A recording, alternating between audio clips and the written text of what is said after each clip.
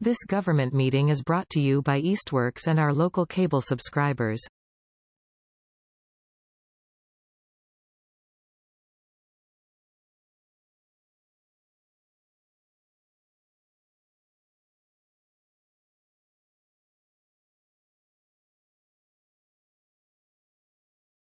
We ready? Time is 6 o'clock. We'll call the regular meeting of the Southampton Local School Committee to order. All 5 members present. First item on the agenda is approval of minutes of January 10th, 2024. While everybody's reviewing that, I'll just point out that this is a holiday, and at least my spouse would like me to be home at a reasonable time. So, put you all on notice.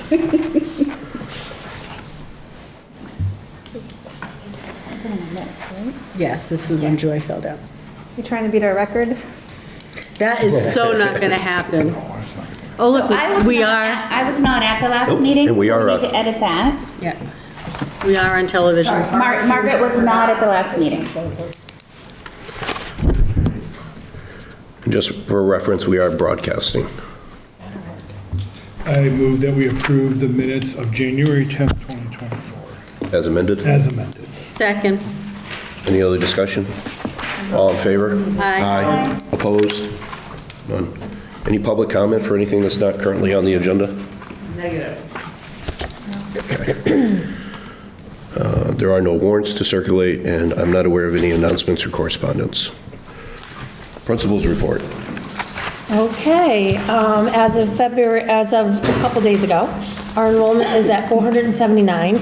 There was some shifting in a few grades where we've lost a few kids, we added a few kids, so we're down 2 from last month. We were at 481 last month. We have finished our ELL testing, our English language learner testing with our Reader Access, and we will be packing that up and sending it back after vacation. We are applying for an investigating history grant for grades 5 and 6 social studies classes with the help of the Assistant Superintendent, Mary Jane. Funding is going to support the initial adoption and implementation of 1 or 2 units of investigating history 2024. If funded, it also includes professional development for teachers and $100 per teacher for printing those materials. The goal is to lay the foundation for the adoption of the remaining investigating history units in 2025-26, and they're also going to be bringing that down to 4th grade. We sent out 52 attendance letters this year. This is a decrease of about 6 or 8, I think, from last year.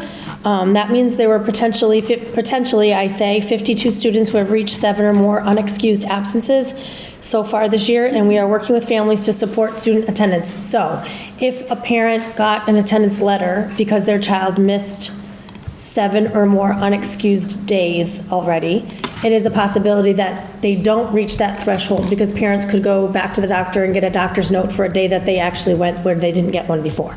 So it's sort of fluid, but we need to keep track of attendance. Kindergarten registration is ongoing. We would like all paperwork to be completed by April 14th. The application is on our website. We are planning for parent orientation and kindergarten screenings to occur sometime in May. We're still deciding on dates.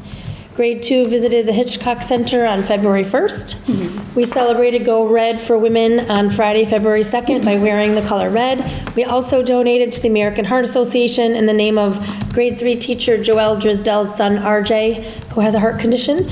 We raised $189 on that day to support the American Heart Association, and they tripled our donation that day, which was fantastic. And I just included a picture of staff members who had worn red that day. Okay.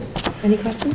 Lisa, for the attendance letters, do you see patterns in the year? Like, are you seeing absences ramp up just because of cold and flu season, or? Yes, definitely ramping up because of cold and flu season. But our attendance since COVID is getting better every year. Okay. We don't want people to think, if you think about it, the state is urging us to keep track of attendance, and because attendance matters, and 10% of the school year is 18 days, and we don't want kids to miss 10% of the school year. So we're just doing our due diligence to remind families that vacations should be taken during school vacation. I mean, if your child is sick, 18 days is a lot of days. So we feel like if your child is missing 18 days of school because they're sick, there should be a reason why. You know, you have really bad asthma or really bad allergies or some kind of a condition. We really just want to work with families and to find out why is your child missing so much school and how can we help you make sure your child comes to school. I mean, we uncover sometimes things like anxiety issues. We try to get the child the help that they need. They have a hard time coming to school on Monday after a long weekend, or say they're with dad on one weekend and mom the following weekend. Those transitions are hard. So it's really just not a, I gotcha. It's really just trying to support families and getting children to school and trying to make them realize that it's important not to take, you know, a vacation in October, a vacation in January, in addition to the school vacations, you know, so. All right, thank you. Yeah. I mean, there actually is a big push from the Department of Education. If you've seen the news, they're really advertising that quite a bit about coming to school and how attendance matters across the state. So, you know, they're really trying to support the families with that. So there's been some TV announcements and radio. It's on our school report card. Yeah. They do, yes. All right. Anything else on the principal's report? No? Okay. We do not have a superintendent's report tonight. As far as the chair's report goes, what isn't already going to be covered in here? We will, I guess the primary thing is there really isn't an update from the, well, the select board side, town side, that's down below. So I guess the only thing on the chair's report would be an ADC update, which is ongoing. I know we're going to get into some more of that tonight. But the focus right now is around the budget and meeting the timelines and attempting to get everything in order as best as we can. The ADC will be meeting again tomorrow night. Because it involves the potential vote of contractual services, it requires all committees to make that vote. ADC doesn't have the authority. Did we not vote on that last time? No, we did not. We did not pick one of the scenarios or whether or not. We voted on the search firm. Right. But not on central office budget. Right, so it's a potential vote on the FY25 central office budget. Which one of the all of us have scenarios to has agree. outsourced? Right. So to your question as to why it's an all committee. So on that note, So I just, who is able to attend tomorrow night? I cannot. I can't, I'm working. I'll just be late, but I'll be there. I'll be there. I'm coming back, I'm out of the area. If I'm back in time, I can go, but I can't guarantee the back. Okay. You know, we had that horrific snowstorm yesterday. Canceled the select board meeting, got pushed to tomorrow night. What about, all right, so I know this will be popular, however, if you're you driving back from somewhere? With the kids and the wife in the car? I'm just saying though, if you call my cell, you're there. If you We'll know. discuss, I just don't, The other option might be, depending on where we go tonight, we may be able to take a formal vote as a committee. Which is okay, except that if the rest of the committees decide something else tomorrow night, like make changes, you know what I mean, like there's a scenario. Yeah, but I mean, it's the best we can do, possibly. Or take no action and 4 out of 5 committees can vote it, and then we can hold an emergency meeting. so, I just want to be clear on this process, because I know we've kind of gone back and forth on actually voting on a central office budget. Central office isn't of itself a separate entity, it's more of its line items within the Hampshire regional budget and within our Norris budget, which have been sent up there. We've always asked for these budgets ahead of time in full disclosure, but why is it necessary to vote on a central office budget since it's ultimately a line item? So that, Because we all have to agree on what the plan is. so that we can, because then they apportion it out to us. Right, so Based then on you the don't have plan. one school saying, well, we would like to support central office to the tune of this much. And we have another school saying, oh, no, we want to support it to the tune of this much. And then you have chaos. I mean, I think we can say we will have chaos regardless of whether or not. Right, but we can decrease the amount if we, I mean, I can talk a lot about the status of the central office budget and all the conversations that have happened over the last weeks about that, but we can do that later once we get to the budget section, or, but, Yeah. but I know, what I understood the two goals for tomorrow's meeting would be, is to approve the central office budget and, for the finance side, I know there's big other things, and to approve at least the idea of an advisory or subcommittee of school committee members who would help to oversee the development and the transition itself of the development of the plan to ensure the functionality of the finance and human resources functions for the district through the leadership changes. One of my concerns is, and whether anybody else shares it or not, is for all the right reasons, we're spending a lot of time on the finance side, but I really haven't heard anything about the educational component out of central office. And I don't think that's going to get resolved tomorrow night either. I think we're going to have a lot of headway on the finance side, and also my understanding is one of the scenarios, scenario A, last time I saw it, involved contractual services, which was not employment. And therefore, since it's contractual service spreading over the fiscal years, or what was being recommended, that he needed all the committees to willfully go down that road.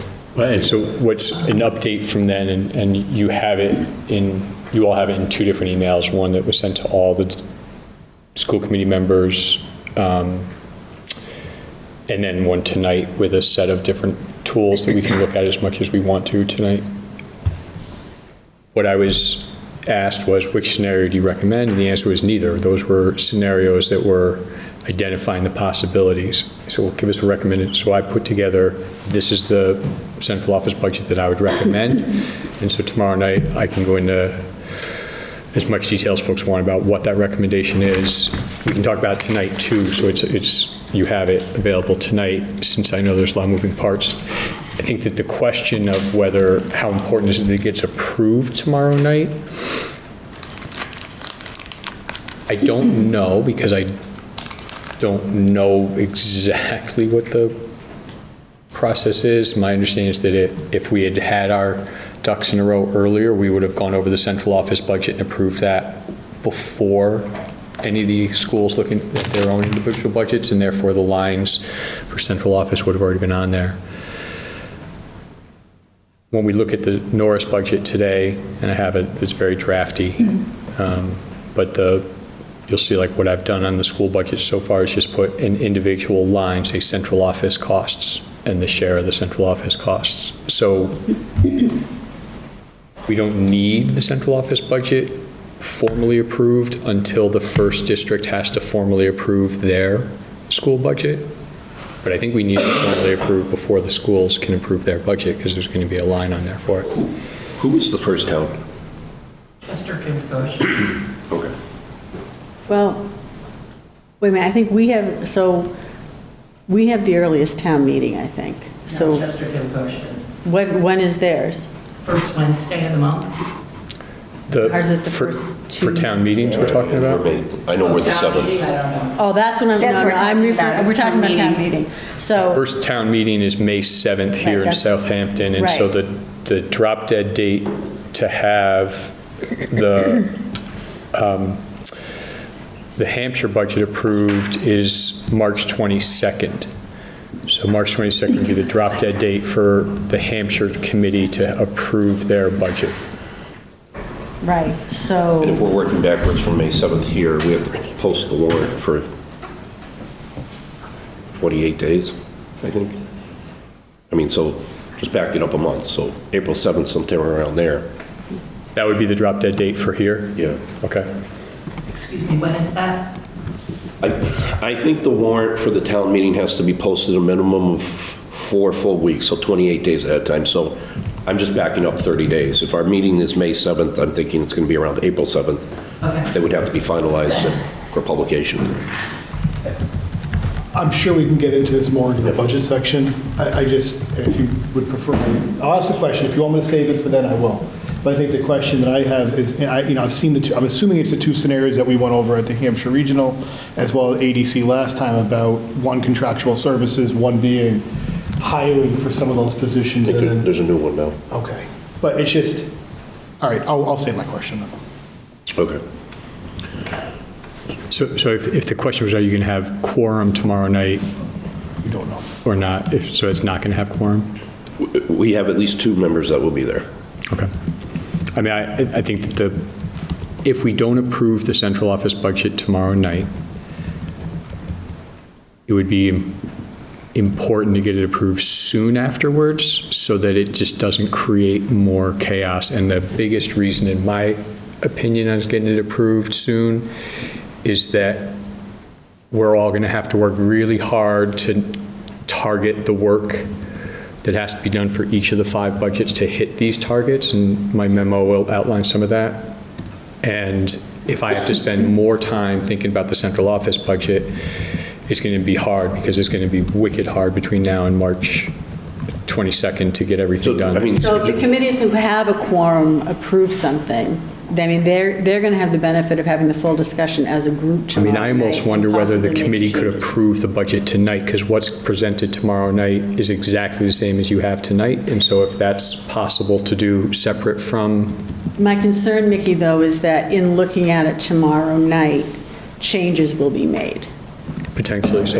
Maybe, right? Well, that's what I'm saying, right, I'm Yeah, saying you're that right. if changes are made, You're right. the thing that we approve tonight isn't necessarily the thing that gets approved tomorrow night, but maybe that just means that, like you said, that we have to have some kind of a special meeting, and we could do it on Zoom. Yeah. And, Well, the other option is if you take up the MASC first. which is how the agenda is currently written. It's a possibility that, I mean, select board will probably be over by 9:30, so I can get up there by 9:45.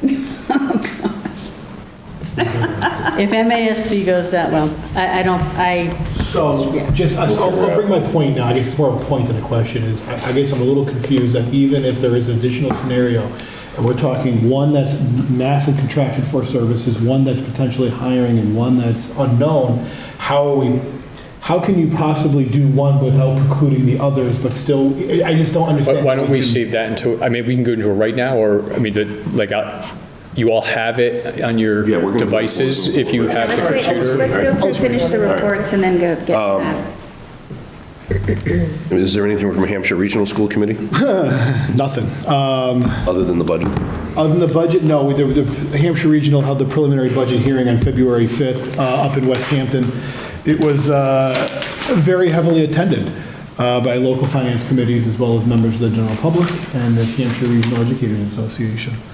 The budget was presented to us, which we're going to go over again tonight, I assume, or not the Hampshire Regional budget, but the central office and the Southampton budget tonight. But the Hampshire Regional budget basically came forward with a level services, not level funded, but a level services budget. There's going to have to be a lot of discussion up there about income sources. That's kind of the big missing piece right now. is Yeah. We don't know where we figured out the money out part. That's, I guess, the easy part, if you will. The money in part's the one that's going to take a lot of work and discussion about how to make that work so that we're not overburdening the towns with an increase in taxes. And some of that information just isn't available. Isn't available, right. Because It's not- it's information that comes from the state, and they haven't, done it.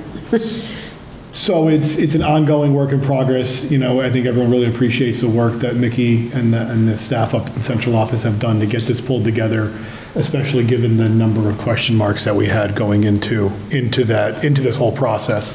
It's a great baseline to start from, and hopefully we can make it all work moving forward. That's about, I think our regular scheduled meeting is end of the month now. Yeah, 26th. 26th, yeah. PTO? Which Yep, Pete. I need to call Tom about, so after we talk about the meeting, I'm not sure the 26th is going to be productive, so, Okay. on budgets or stuff, so. Okay.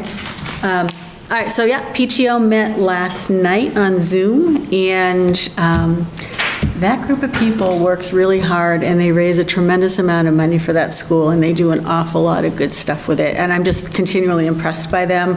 A couple of just highlights from last night. They've been able to, the Scholastic Book Fair raised more money than I think than it's ever raised, and Not just the wish list books for teachers, but also almost $1,000 went to the library for the librarian to be able to buy books, which is really cool. They also approved money for a couple of scholarships for graduating seniors, one for just the regular PTO Hampshire scholarship for, a student who's been to Norris, who attended Norris, who's graduating from Hampshire.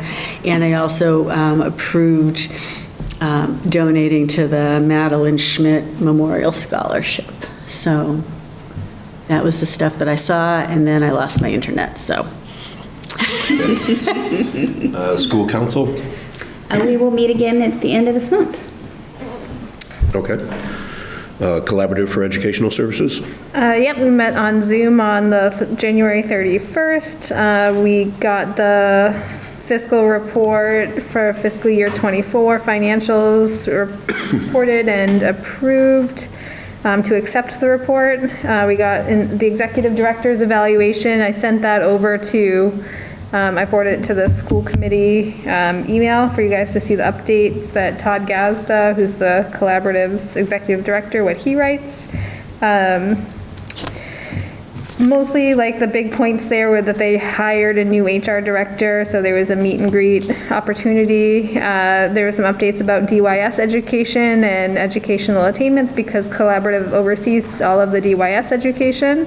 There's an interesting collaboration with the Berklee College of Music that students in DYS are eligible to take some courses through the Berklee College of Music through a scholarship program. There was some after-school programming that was sort of talked about. Is a partnership with one of the, I'm not sure where it is, the Mayhar Regional High School. They're just updating some after-school programs. There were some updates about the several programs, the Mount Tom Academy, Heck Academy, and the Beacon students, which are all sort of collaborative.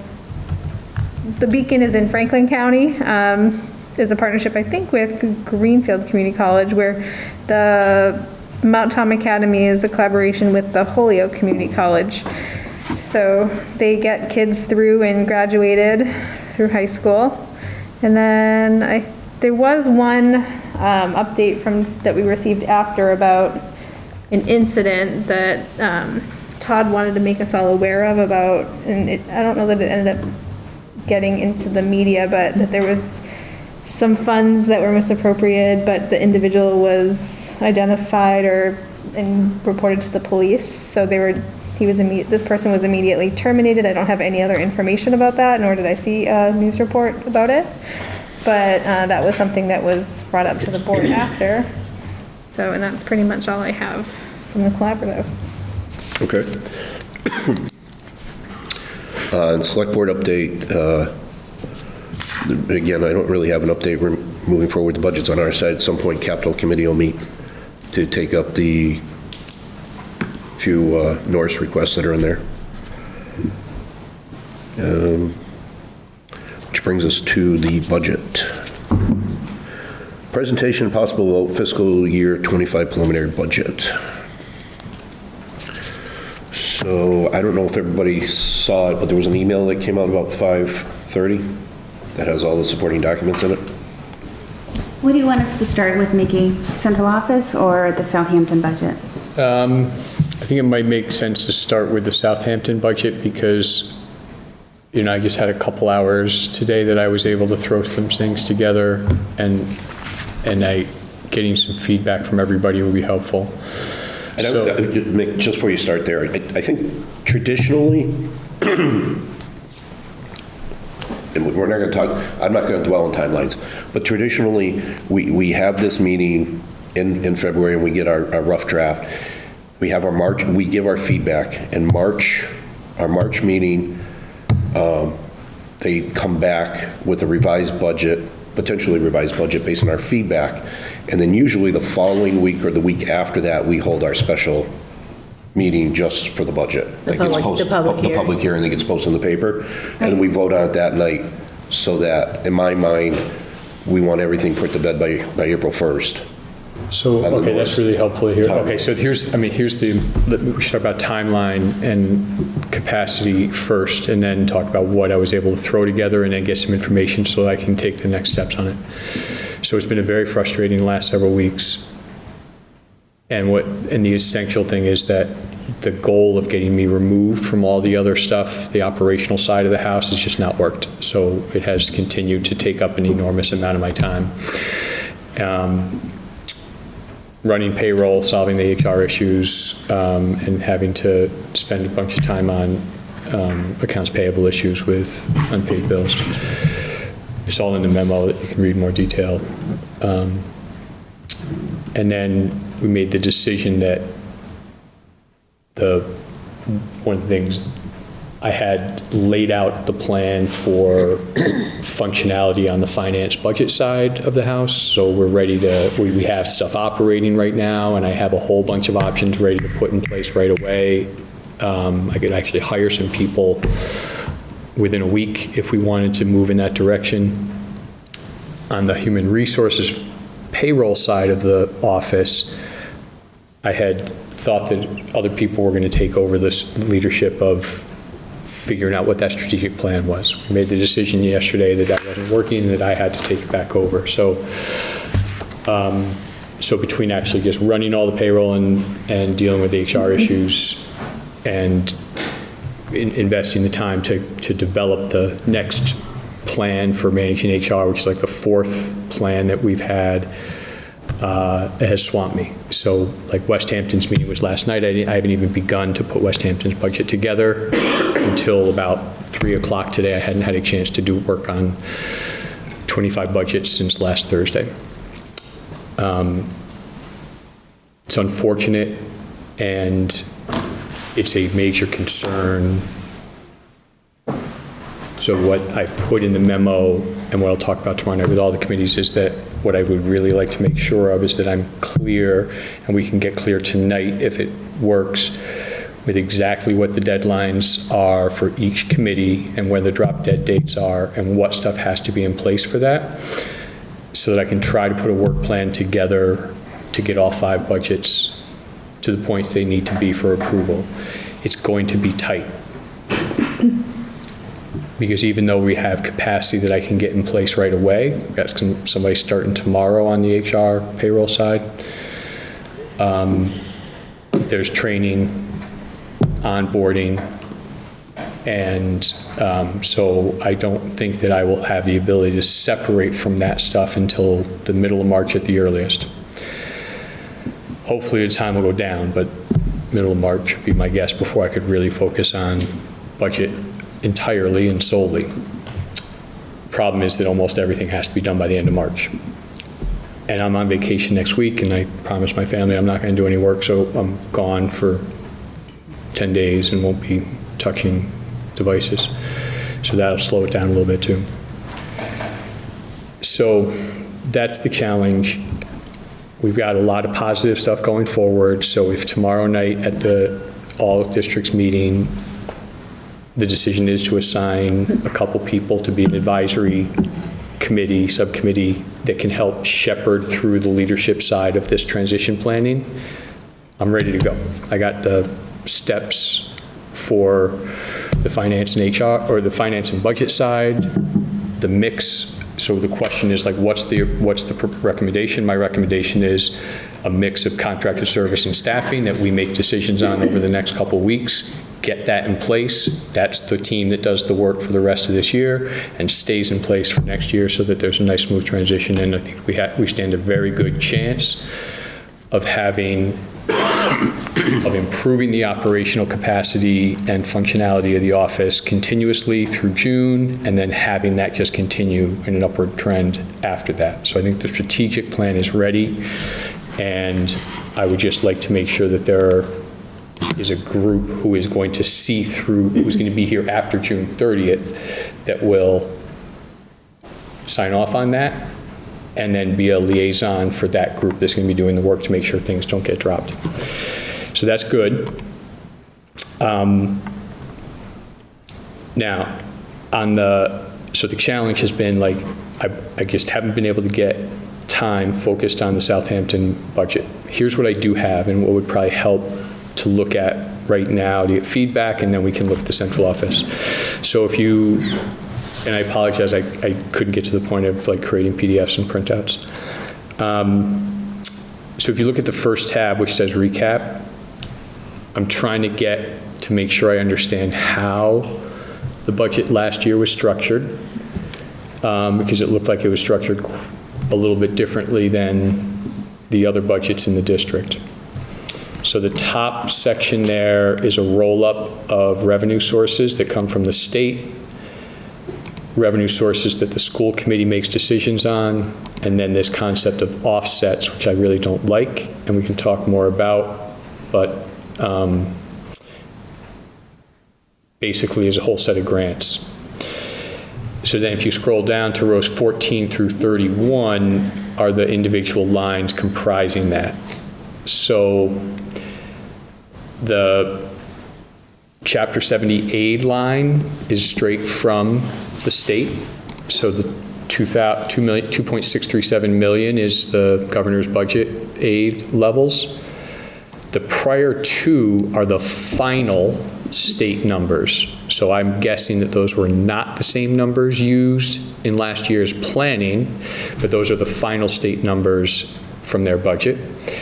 I don't know what the extraordinary Chapter 70 was last year, so that's an area I need to know something about. The total award was 125. And is that the stuff that you were talking about the other night? Yeah. So and it was a one-time thing? Correct. So no more money coming this year? Yeah. Okay. So there's 100,000 left. It's sitting in the treasury here in Southampton because it came in Southampton's cherry sheet money. And I'm just assuming Bradley didn't transfer it up to Hampshire Regional. Okay. All right, great. So we know that that's not going to happen in 25 then. But we still have 100,000 that we can use. Okay. Some of it we voted, right, to use That's a for backstop. And can it carry over, John, into 25? It sits there until we spend it. And is that a town decision or is that a school committee decision?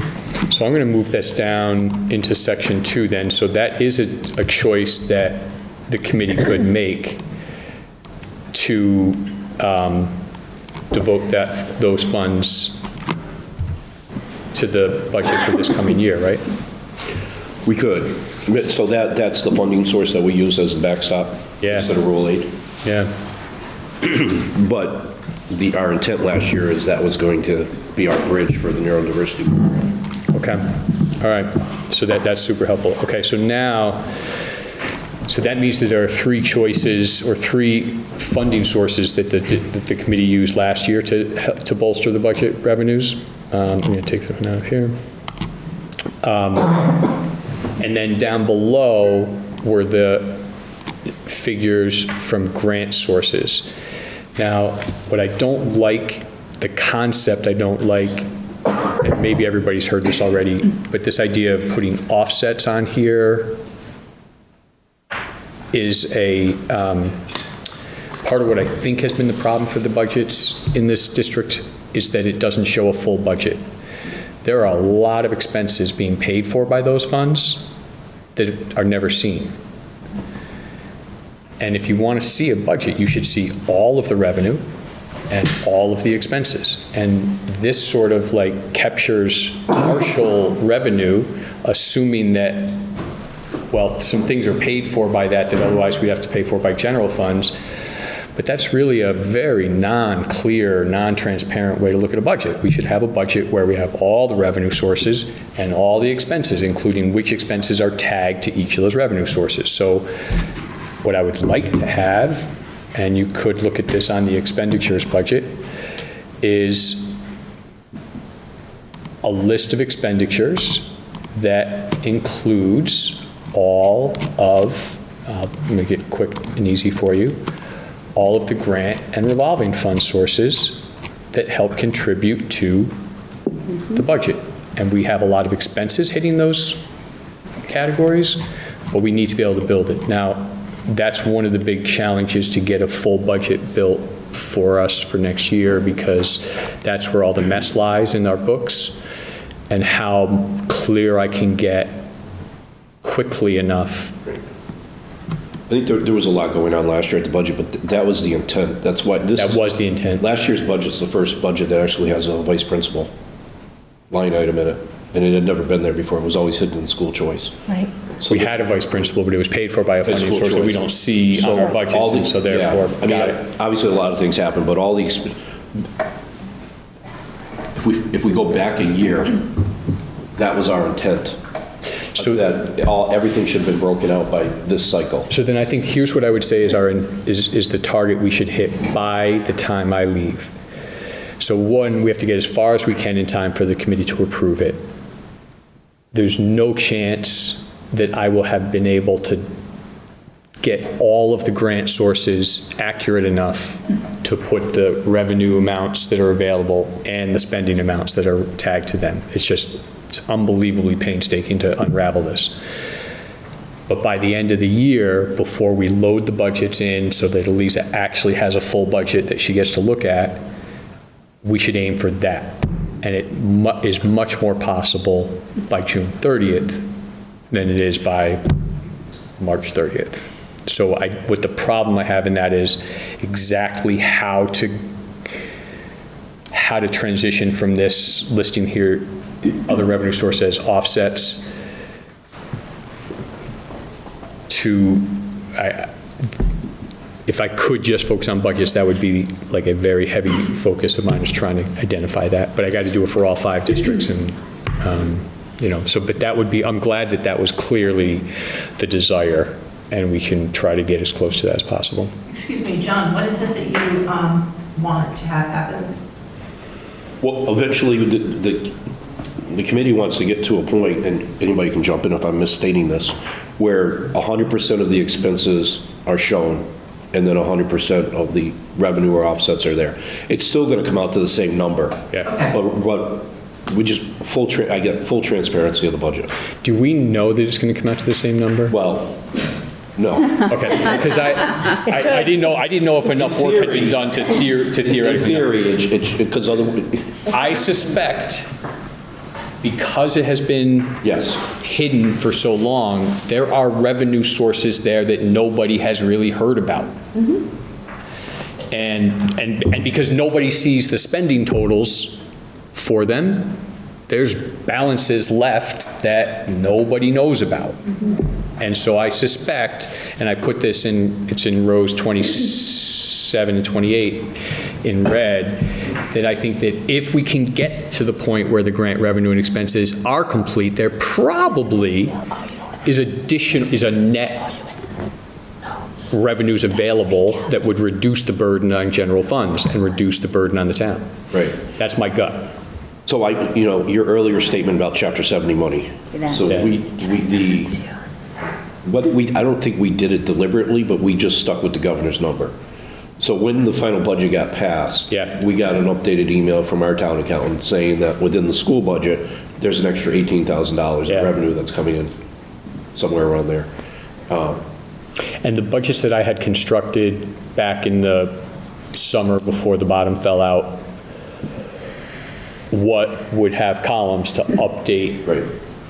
at multiple points. So like if we ever got to the quarterly update thing, we'd have had revenue and expenditure updates in every quarter.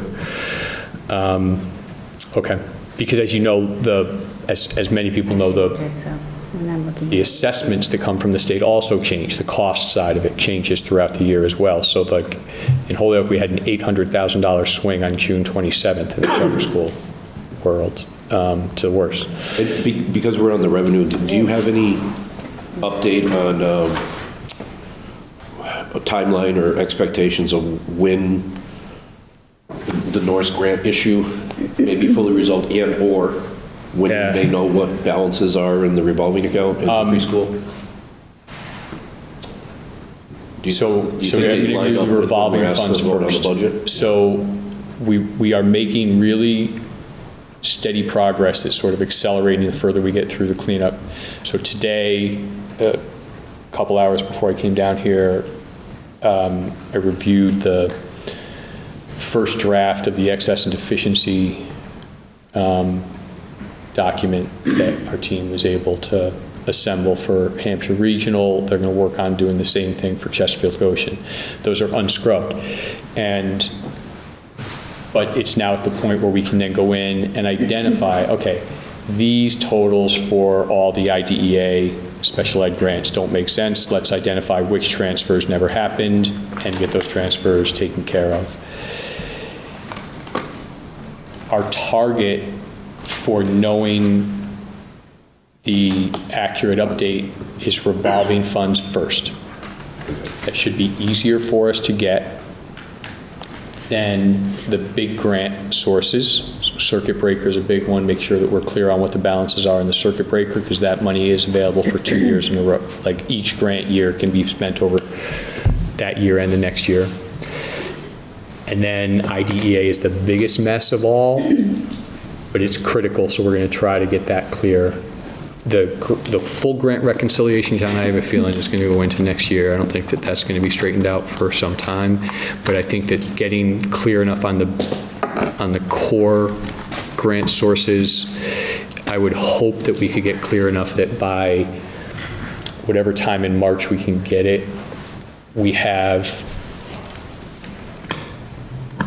many of these clear, like IDA, hopefully Title I, hopefully circuit breaker, definitely, rural aid, definitely, miscellaneous grants, I have no idea what's in there, and that would be probably no. We'd probably not be able to get all these other collection of grants reconciled by that time. And honestly, every time I feel optimistic, it's sort of it requires not to be pulled away as often as I've been pulled away in order to hit these. So we're going to have to be really, really assiduously staying to whatever our work calendar is that we create. Can I ask what the situation is with these ARPA funds? This is COVID money that came to the town, and the town allocated to the school? Specifically for the neurodiversity program. And funded it for all of 24 and half of 25. I'd have to go back and look. Okay, so there is money for 25. Yeah, Not the full amount. Not the full amount, because I think it all has to be spent by December. Yeah, that's all. How do I know how much money is in those sources? Would Bradley know that? I would refer you to the Director of Special Ed in the quarterly. Yeah, okay, so that's not going to work. So That who being in the said, town would know something about these? Bradley can give you the last quarterly statements that were filed, and it's like a 5-page document. It outlines how much was awarded, the time frame, and what it was used for. And that we did it as two separate awards. I can also send you some stuff. Yeah, okay, please do. And that one is, at this point, it's 100% tied to payroll, right? Because we had, professional development was in there. That's already been spent, and that's not going to be in the next fiscal year. Right. Okay. All right. But I mean, all I do is get the dollar amounts, and then I can attach the expenses that are tied to those things very easily. Okay, so those are the questions that I had on the top section. Now, essentially, what I've done for all 3 schools that I've met with is say that these ones that are under the school committee's discretion, so the 3 lines right here, I start them with 0 because that's the decision that I think that you all get to after we get a more accurate expenditure side of the budget and get some of these other updates on the revenue side. That can come a little bit later. And then this offset side is, we got to figure out how close we can get to a fuller picture of grant revenue and expenditures. Can I ask then down in the bottom section, so the bottom. Just before you get there, Yeah, the only please. other note I would make is the rural aid, right? So we used 45 because that's what we got the previous year. But this year, we actually got like 117. And so you applied And we used the full rural aid award in FY '24, okay. No. You applied what you thought was, you Used the applied the previous year's 23. And then it came in much higher. Yep. And so of that, I'll call surplus, we used it as the funding source for the security enhancements. for We that are going to preschool. use it, yeah. Oil. It's And I mean, been- and that's one of those things that like, I mean, it's one of these, and you and I talked about this, John, that it's sort of bizarre that there's rural aid money that comes into the school.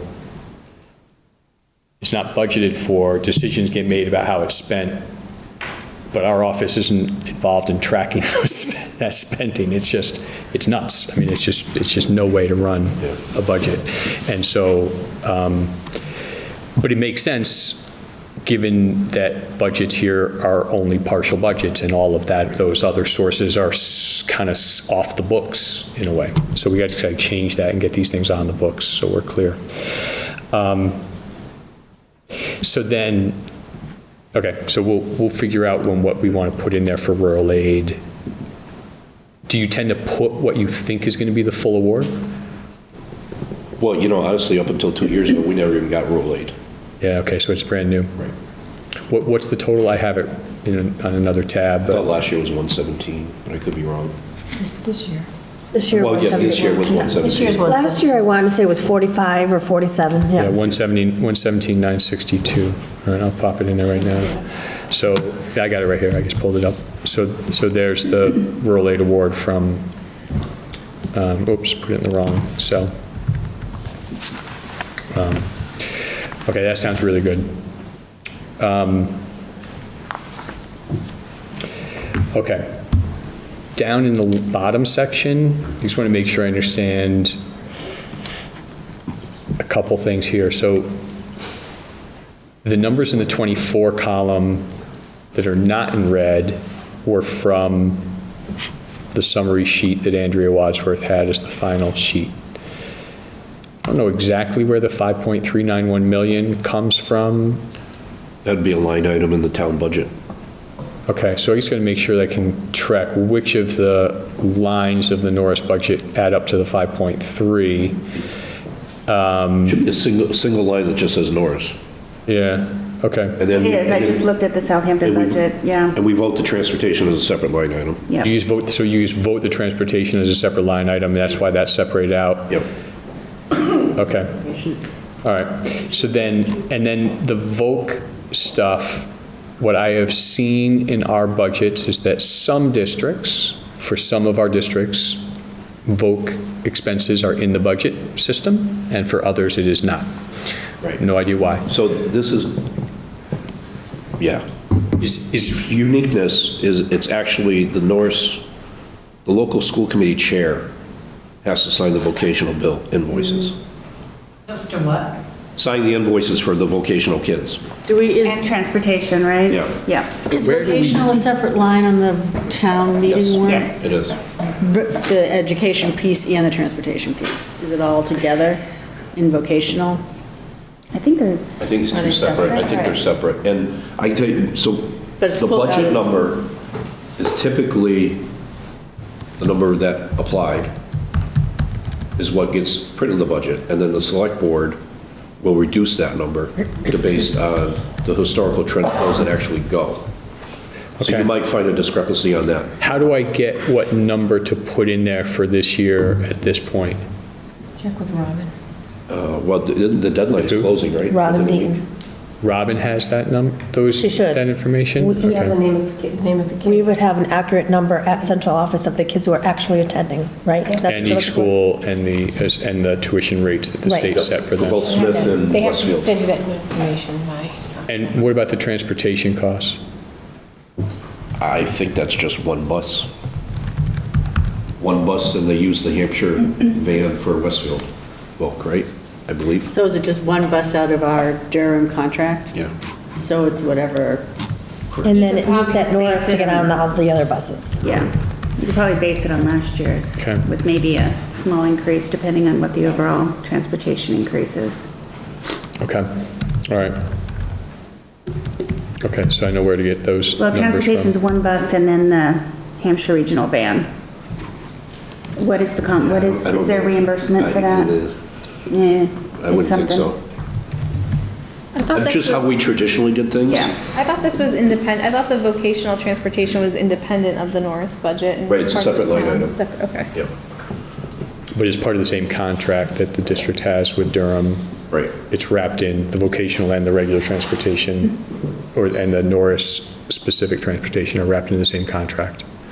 Yeah, it falls, yeah. Got it. Okay. All right, so I should be able to get those holes Billing them. filled in. Now, Hampshire's supposed to be billing Norris. I don't know if it has happened, though. if I could just check two other things. So the sheet that I had for last year's final, the cells that I'll color blue right now were blank. I wasn't sure why. Say that again. Say that again. Yeah, so the charter school tuition out and the school choice tuition out, in the final thing that was listed as the final, those lines were blank. And then there don't appear to be those accounts in our budget, which I don't understand either. So the Those would've numbers come in up. red were from the state. Right. Final, and again, these are final numbers, not the numbers that would have been there at this, on the governor's budget time. Are they just part of the Norris budget? Yeah, I'm Are not, they just line items in the Norris whatever comes budget? up. they should just be part of Norris's budget. No, but what I'm saying is, so are you saying those lines were blank within the Norris They were budget? blank on the PDF, like the equivalent of the recap Yeah, sheet. they would have been down at the bottom. We wouldn't have voted on those. Because it would have been central office, the Norris budget, vote transportation circuit breaker line there, and then below that, no, transportation would fall below that. Well, yeah, but choice out and charter out are part of this Norris budget, right? Correct, and it's copy and paste from whatever the final cherry sheet is. Okay. But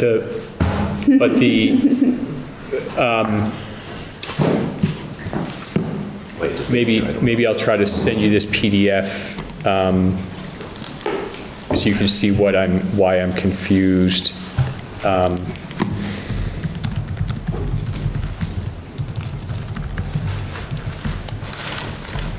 Dinner champions.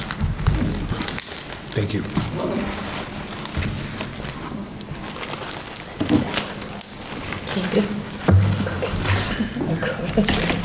Okay, if that email gets to you quickly enough, you'll see why I'm confused about how this is managed. So I'm fine setting it up in any format that works best for the committee and the town. But what I'm seeing, I So couldn't that's the quite make sense of. PDF that Andrea gave us. Yeah, exactly. That's exactly it, yep. And so you'll see, like, she has the cost centers, what she called the cost centers totals there, and at the bottom of that cost center list is this school choice tuition, charter school tuition, and there's zeros. There's nothing there, so there's nothing in the Norris budget lines for those costs. And then I saw them down below in this kind of town summary, but they also are zeros. We're paying that bill. Yeah. My gut says we put that in this Norris budget, because that's every other place I've ever been, that is where it is. We have to track the changes that the state assigns to it throughout the year, but I'll look into this. I think I know where it is, and I'll send it to you if that's where it is. I think it's on the town side in the revenue. As the two numbers offset each other when we're projecting the total revenue available for the town. okay. What I would suggest we do for this budget, which can be translated into what the town needs, is we have on the revenue side up top in rows 17 and 18, that's the revenue in, right? The state gives us that. That's the numbers that are in row 17, 18 right now are exactly what's on the governor's budget, on the cherry sheets. That'll change as the state goes through their process. We update that based on the final state budget.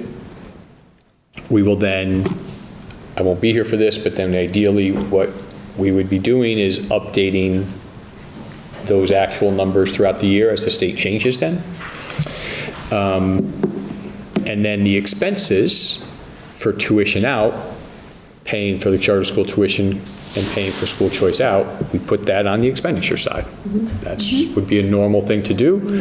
And then we don't have this one net entry, we have the actual expenditures, and the actual costs, and I can put a little summary together real quick. I did that for one of the other districts, wanted to see it, of saying what's the net charter school and choice numbers, but essentially one's a revenue, one's an expense. Put them in the right spot. Yeah.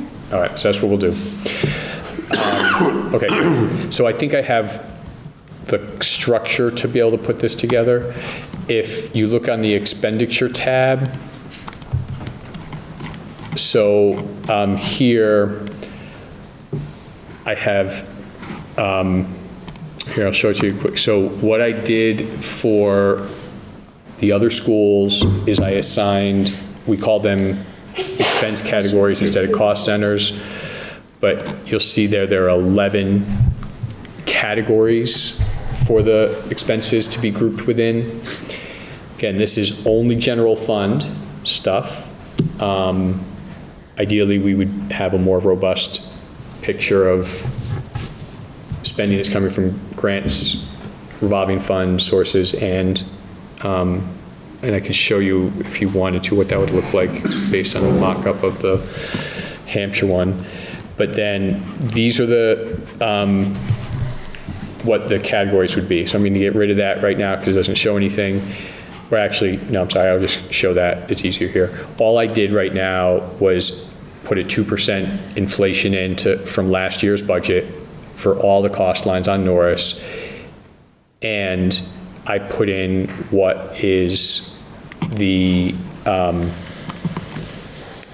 central office, this is not scenario A anymore, would be Norris's share of the central office budget based on the central office budget calculations, which we can go to right now as soon as we're done with any questions about steps for getting this together. Number 4 on the staff salaries, that's a placeholder, that's not matched up to the contract? Everything is just a placeholder, so what I have to do is the same thing. These are the things I was able to do for 2 of the 3 previous meetings, is, get the full staff list, get the step-ups, the new salaries, the longevity stuff, and add up the actual salary projections for that. So that has not been done yet. There will be a tab on here that will say positions or staffing or something like that. I can't remember what I called it. That will have the staff list. Yep.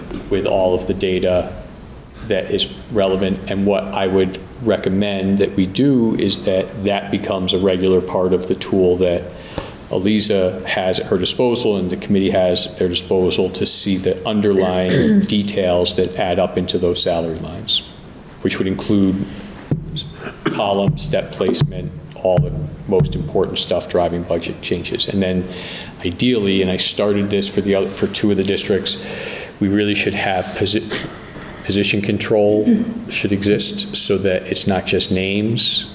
We have positions that are approved and we know who is in that position at different times. Right now, in our budget system, there are a lot of positions that exist and it is possible to assign somebody to that are not budgetarily approved. And so we should have a tighter control over the number of FTE in each category, and we can at least get the beginnings of a budget, of a position control system in place before the end of the year. But that stuff I haven't been able to do at all yet. Did you have a question, Kim? Yeah, I have 2 questions. So transportation is zeroed? Yeah, I got to figure out what's going on, but when in the approved budget, all I did was import this from. Southampton breaks it out because it was not part of the Norris budget. At one point in time, it created a problem with the net school spending. All right, so it's not. 30 years ago, to pull that out, and the town just pays that separately. All right, and then my next question then is out-of-district tuition, that 2% placeholder, that's not based on any, that's just a number, a placeholder? Do we have any data yet on actual? I started working on this around 3:30 today, and I just wanted to get the structure built, so I just used 2% for everything. I didn't look at any. I just wonder if, like, does Nicole have any actual in or out? She would have information, for sure. Yeah, so the out-of-district stuff, we've got the information. Do we know if do we know there are going to be increased placements? It's going to be one. Right. We know that one might drop off and one might come on. All right, so if there's a net and zero, then it's going to be, I Depending think on I heard her costs. she was thinking a 6% increase in tuition rates is what the state's going to impose. Is that about what you've heard? And so if, that might be the rate we use for this. I also think, and I'm curious about how the committee would want to approach it. In most districts that I've seen, you have a contingency line, and the big driver of that contingency line is the out-of-district, because all you need is one additional placement to happen, and you're increasing your cost by $150,000. Yeah, but I'm not sure Norris, as a town department, can have a contingency line. Yeah, I don't think I've seen them in any of the budgets yet. Yeah. But I would recommend that we at least add one, and then as we get into looking at the overall expenses and revenues, we consider whether there could be a contingency line funded. Well, no, I mean, legally, I don't think Norris, as a department of the town, under MGL, can have a contingency. A regional can have a contingency. We had contingency lines in Holyoke. Staffing contingency lines and non-staffing contingency lines. And they were just built in, right, clear. I say this humorously, we're still under local control here. The state can do whatever you want. Every mass law says except for Boston. Why couldn't there be a line saying, hey, we got some unexpected expenses? That sounds like we need to School research whether choice, we're yeah. allowed to have a contingency fund. I think historically, we've used school choice for that purpose. Sure, you can but- do that, yeah. It doesn't have to be in general funds, you can use school choice or anything to fund it. It would be the same as saying, here's our actual cost for out-of-district that we project right now, but we think we're So going to bolster it by $100,000 in case, Right. and you just build into a line item. Let me restate this. On the entire budget for the town, there is a contingency account that Norris can tap into at any time. Okay, well, I mean, that would be a reasonable approach for the Yeah. town and the budget and the district to do. Yeah, that would be absolutely fine to do it that way. And the difference in Holyoke was that because the city only funded the bare minimum that the state required, if we didn't build budget with contingency, we would never Right.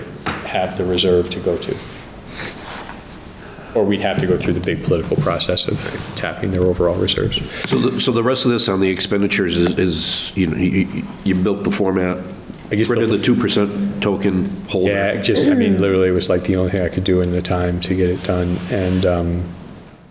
So the biggest issue here, when going through this, is one, the staff salaries, and the challenge has been lining up the salary list with what fed that salary list last year. And so I have all the workbooks that Andrea used, but oftentimes those workbook totals for staff salaries don't add up to the number that ended up on the PDF for it. And so it's not always an apples to apples comparison.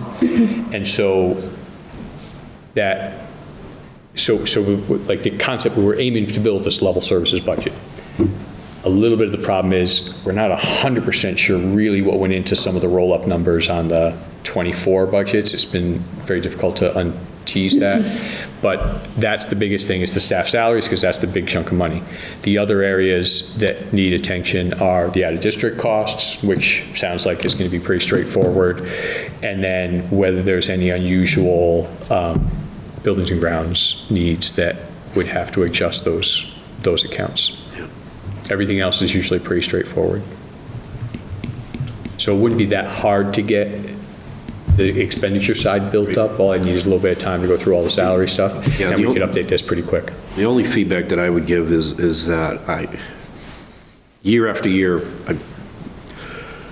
this is a problem with me under building and grounds. It's the electrical, it's the utilities, right? The numbers never change, it's always gone up. But we spent $113,000 to replace all the lights. And then COVID hit, so we had to run all the fans, so that was the argument, but we're not running the fans 24/7 now. And yes, utility rates went up, but I'd be hard pressed to believe that we're still spending, after that much infrastructure improvements, that our electrical is still that high. I get the fuel and the gas, Well, but, for the Hampshire budget, we reduced. By 5%. 5%, a conservative reduction based on thinking that the rates are lower, so. and if we had endless amount of time, I'd say somebody could easily do a Yeah. 12-month study. Yep. You know, pull the invoices, put them together. And can I ask, I was on the cusp of going with a couple, there were two different contracted options that would lower our electric costs across as many districts as wanted to do it. Has that ever been looked at in the town?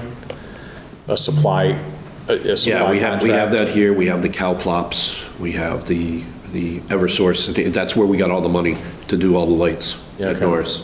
Okay. And then the next step is the HVAC controls, right? There's a So- grant. Teed up. So we might be able to do a projection of what the actual cost will be this year. It's not that hard. The Eversource bills are here. Well, again, even if it's year-to-date, what did you actually We're spend? enough through the winter that we Right. should Yeah. know. And- Well, I also think it would be important for Eliza to look at some of this stuff and, you know, for you to have a sense. Oh, yeah.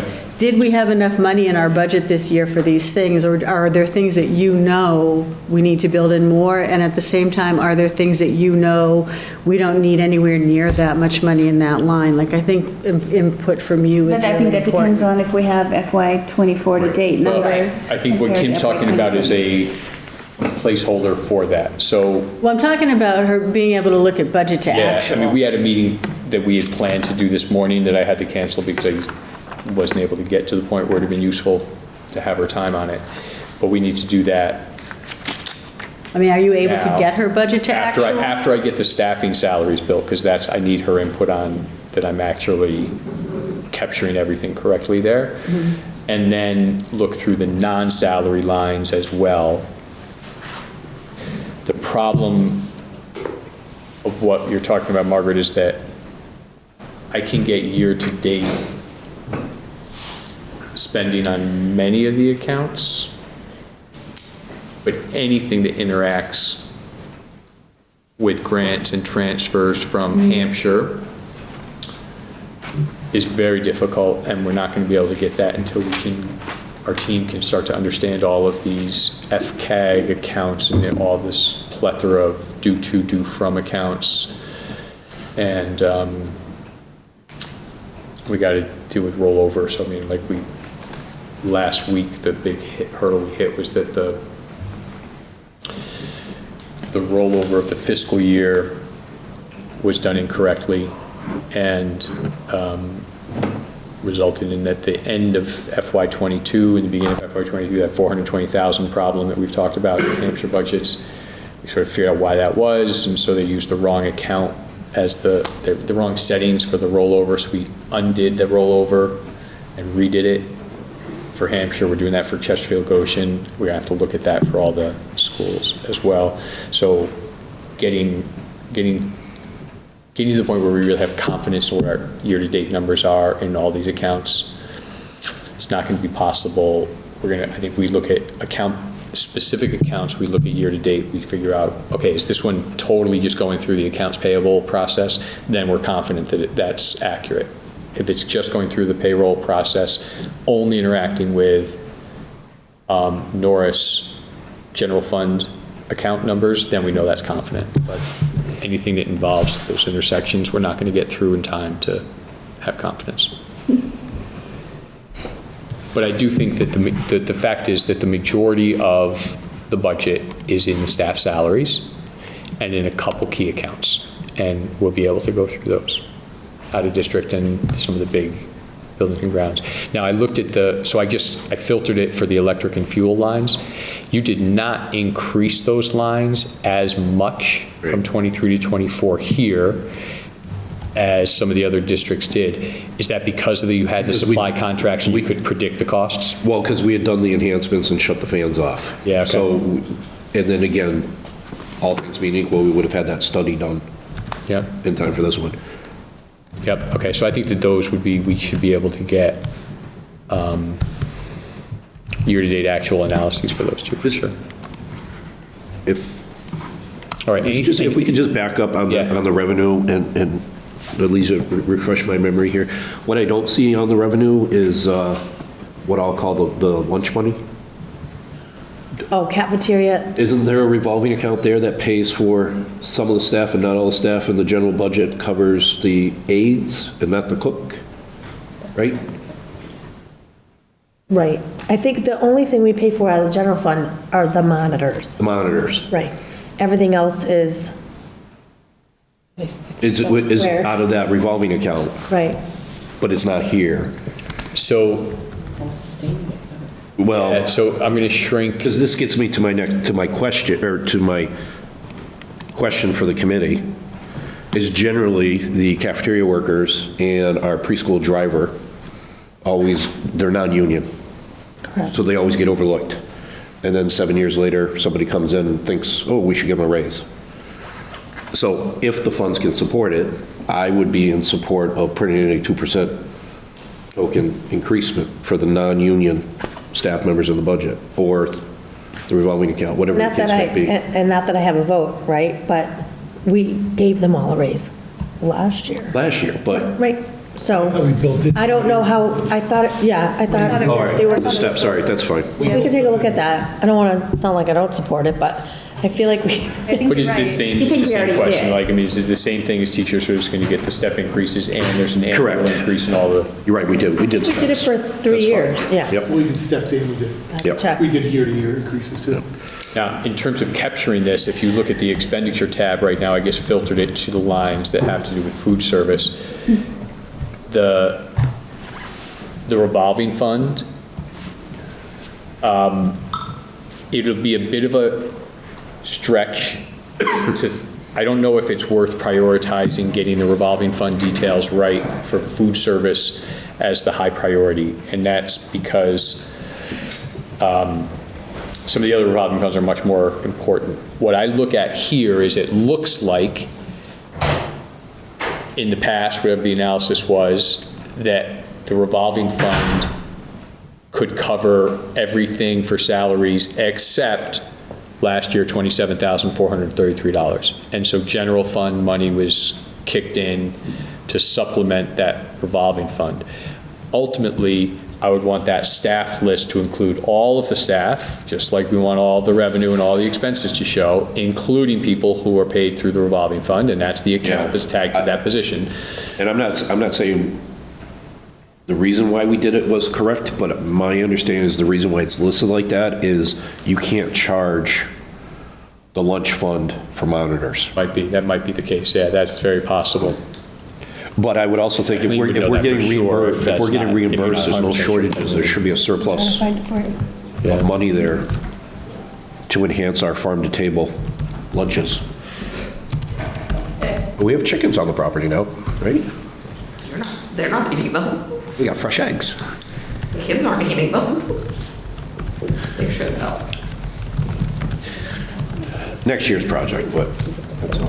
We gotta go for next year. Any, Resolution of the lunch monitor, are they getting 2%? no, because we'd already addressed that. Worthington lunches. That's not us. Okay. That's Hampshire Regional's issue. Wow. One of many. Okay. Anybody else on the? Any other specific things on this? This has been super helpful for me, and I hopefully can get these pieces built. I don't know if it's necessary for this next meeting or not, but the issue which we discussed, small amount, but specifically the neurodiversity program, Yeah. is we know we have a funding shortfall in there, so it would be really helpful if there is going to be one breakout in the Okay. salary sections, it is to say, these are the positions Yep. that are tied to that program and the funding source, specifically where it's coming from, so we need to figure out how to make that work. come off of ARPA and come onto the general. Correct. Right. Yep.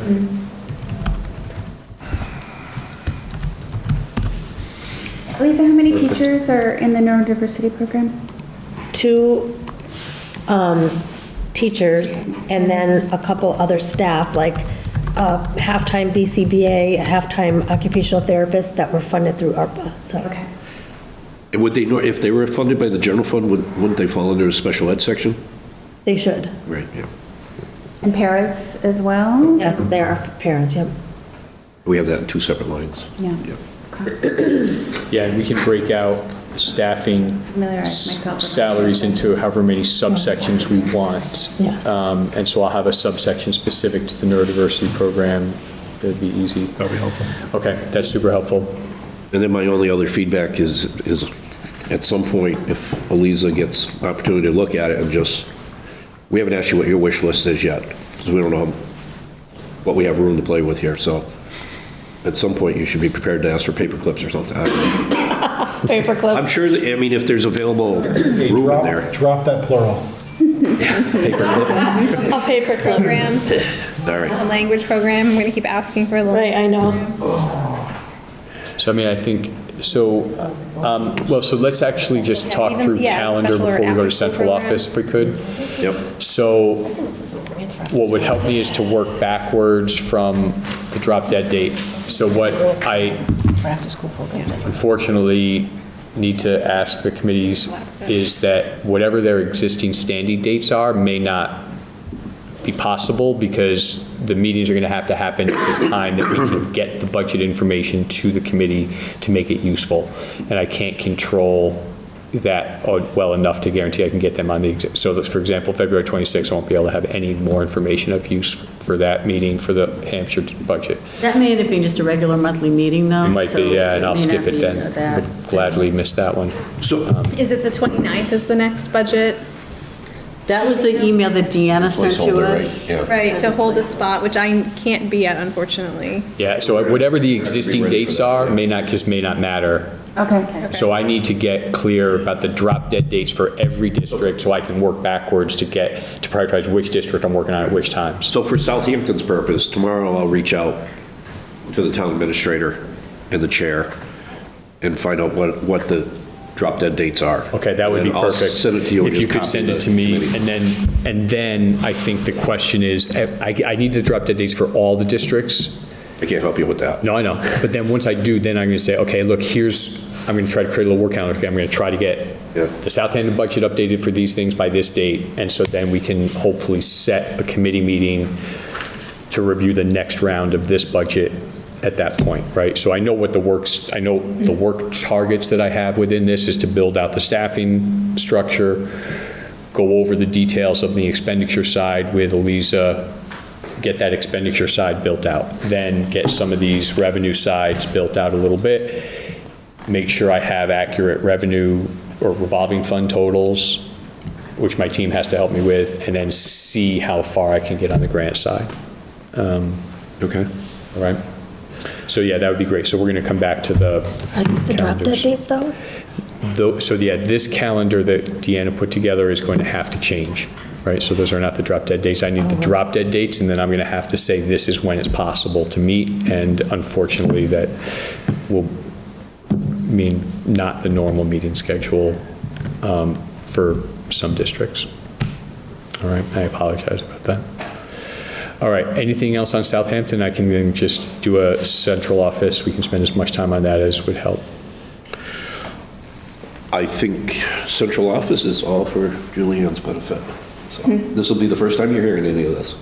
Okay. Well, let me give you the update on it. Give me the, Because none of the members have the updated information. So at the Hampshire hearing and the Secretary of Ocean hearing, I presented the central office budget as two different scenarios. Neither scenario do I think should be enacted, right? I did that to try to further the conversation about what it's going to take to structure the central office, and especially the finance office, to guarantee the transition is going to be smooth and the functionality is going to be there. So we had really good discussion at the Hampshire hearing. Like, it was the first time that the committee has really engaged with the what's it going to take to set things up for the future. And then the next day or 2 days later was the Chesterfield hearing, and we had really good questions and discussion there. And somebody said, well, what would you recommend? said, I know exactly what I recommend. So now this is what I recommend. So if you look in the central office budget, you'll see tabs for scenarios A and B. Those were the old scenarios that were placeholders to create the conversation. The recommended tab is what I recommend. So I'm going to go through the highlights on this. So if we look in the sections starting in row 14, the superintendent section, here's what's different than in the scenarios. In the scenarios, I used a very high number for superintendent salary, and then I put salary amounts in there for the health coordinator and grant writer positions. So everything that's in red is a change from that, and this is what I would recommend. So I said, okay, there's definitely going to be a big increase in the superintendent's salary, maybe not that big, so I used a big number, but not as big. I would recommend eliminating the health coordinator and grant writer positions from the budget. I do not think that those are productive positions for next year. They can be productive, at least one of them could be productive. But next year is not the time to have a grant writer, because grant writers can only be effective if the leadership structure of the district is being driven by a vision of growth and has a clear focus. What the grant writer who came in experienced was a complete lack of clarity and focus and vision. And at the time she came in, the central office was very much in non-productive space. We were going through the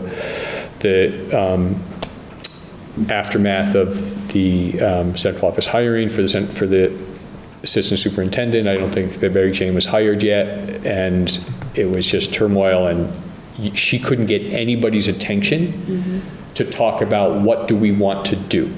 And principals were hamstrung by that lack of focus as well. My gut tells me, this is my recommendation, but this is why I put a 0 in there, is that next year is a transition year, not a vision-driven year.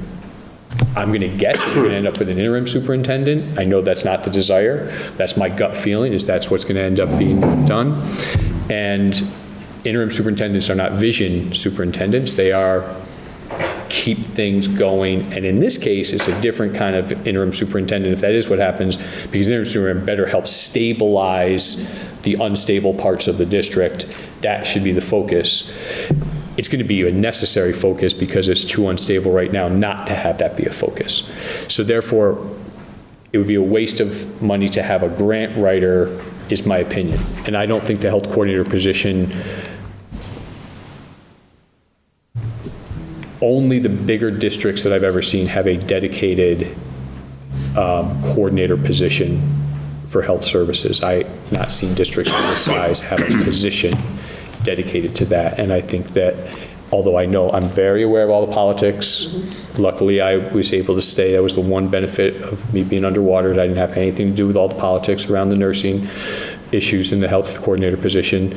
But I do not think that what I've heard that position did is necessary for a full position. As a matter of fact, I don't know if I've ever seen an administrative level salary in a central office position in any district I've ever worked in or consulted with, which is many dozens, have a administrative level salary position that had less responsibility than that one did. So I would highly recommend that not be funded for next year. And certainly the district can, but I was trying to reduce the costs in areas that could be reduced. And then I added a small stipend that could be increased for that whatever coordination around that has to be done. And I'm very aware of the politics of it. It might not be able to happen. That's why that was my recommendation. So then the next section, if you look at the old scenarios A and B, I intentionally separated out finance and human resources because I wanted people to see that those two functional sides of the office are different. But in terms of my recommendation, you basically want to have big chunks of money for contracted services and staff salaries. And since which positions are uncertain right now, and which contracted services, which functions have to be provided through contracted services and which positions can be provided through hires is uncertain. I'm recommending combined $600,000 of spending, of budget authority, that the subcommittee advisory committee that gets created, I recommend that they have the authority to move money between those two lines as needed, as we work together to get that mix of positions and contracted services right. The third bucket of $100,000, I label as a contingency, because none of us knows exactly how expensive it's going to be to fix these issues, but everybody is very clear that we want to make sure the issues get fixed, and they get fixed as quickly and as completely as possible, so that the foundation that the finances of the district are resting on is in a much different position a couple years from now. So having gone through this year the major challenge of we need more money for central office and all of the uncertainty that brought out, I recommend that we build in a contingency that if those expenses to fix this stuff exceeds that 600, can be tapped and already approved.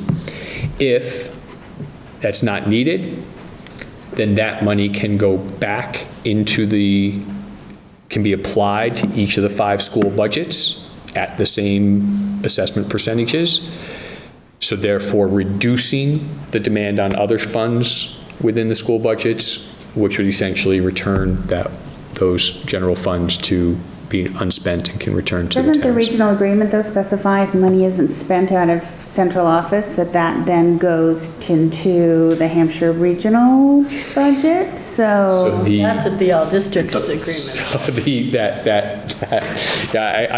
have to laugh because the regional is silent the on lack it. of clarity. I thought the regional did say that. It did say it's when there was. It's the Just didn't 2022 say if there's a surplus. working group agreement that says that. That's the only, but what we found and what all these conversations with the state has been about is that is the only single line in either of those 2 legal agreements saying anything about costs and funding for central office. So in my opinion, what is said in those agreements is sort of meaningless because they don't say enough to say anything.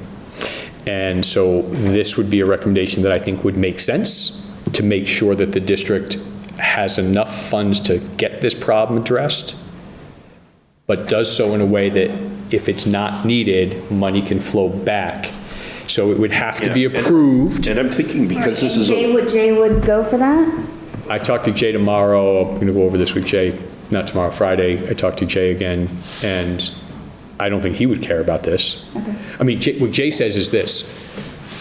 Jay says, look, there's no basis in any of your legal agreements for how central office gets funded. Mm-hmm.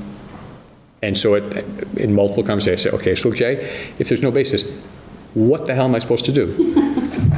Jay, And he says, Julia. Jay is at Desi. Jay Sullivan is the head of the DESI Finance Department, and who I've been in regular conversations with for months now.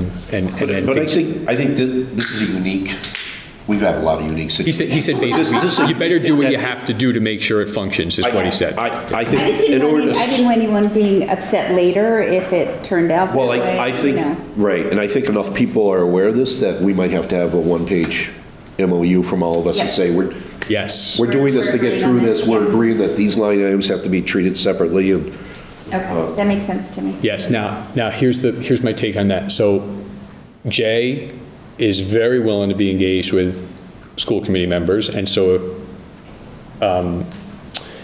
if you create this advisory team to help steward the functionality of this office to make sure it goes, Jay will be more than happy to have those people on some of these calls that we have scheduled every other week. The second topic that he has brought in Christine Lynch and Michelle Griffin on is getting these agreements set so that this chaos doesn't exist anymore.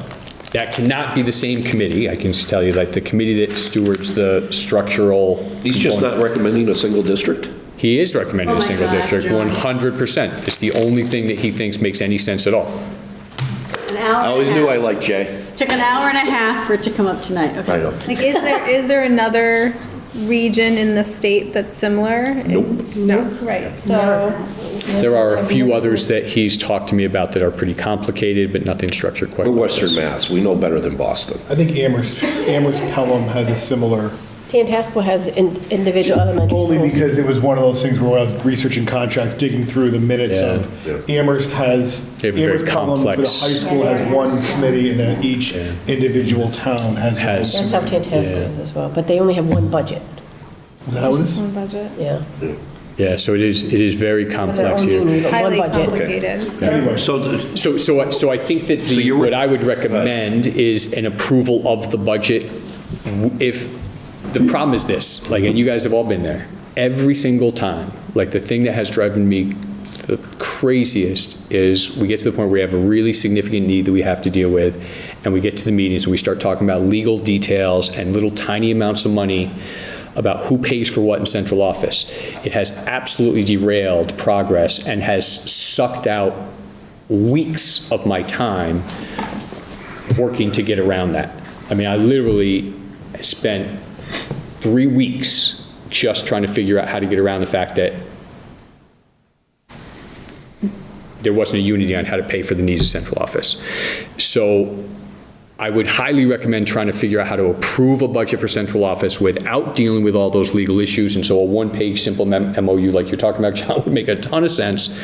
But given 30-plus members, you were the one who said it last time. 39, I know. 39. It's like getting Congress to agree on something. Everybody's got an opinion, and they should, but with 5 different legal bodies, it is I thought that was chaos. the point of the ADC committee, was that it simplified. It was, but we didn't envision this happening, the central office issue.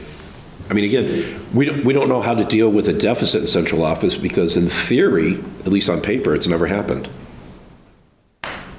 As far as we know, it's never happened. Well, in What theory, Kimberly's yeah. told me is this, that when that 22 ADC, or it was called the Working Group Agreement, was created, there was a ton of discussion about what to do with cost overruns, but nobody could agree. So the only language that made it in was, well, if there's less money spent, this is what happens. But it was silent on the other side because nobody could agree on what to do. with it. Yeah, what I think was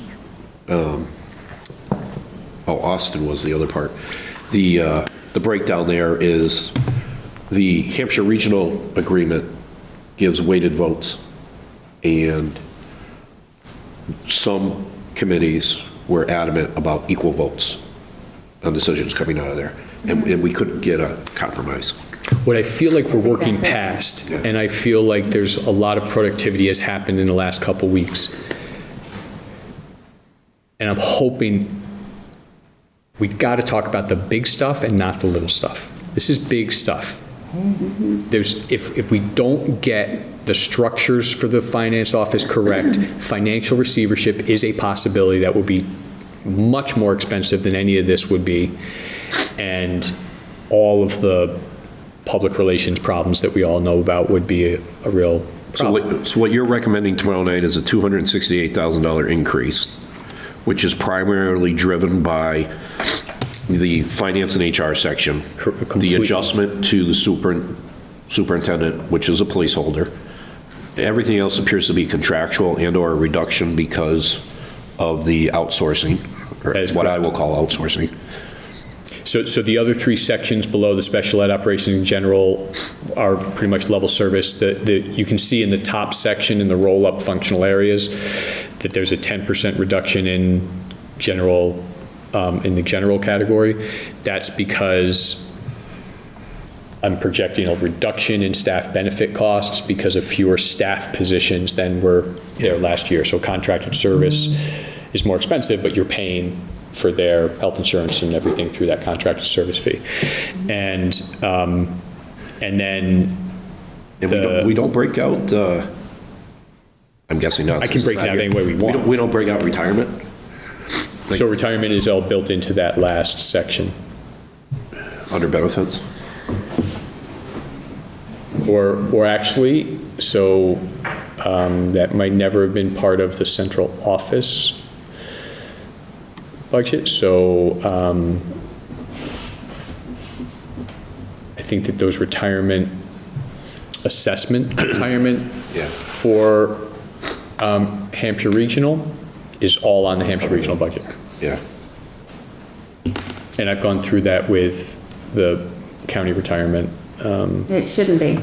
Right. I mean, we broke out FICA. Yeah, we've had to break out every year we discover something new that Hampshire Regional has in its budget that really should be assigned to central office. Right. So Yeah. that would be one. Yeah.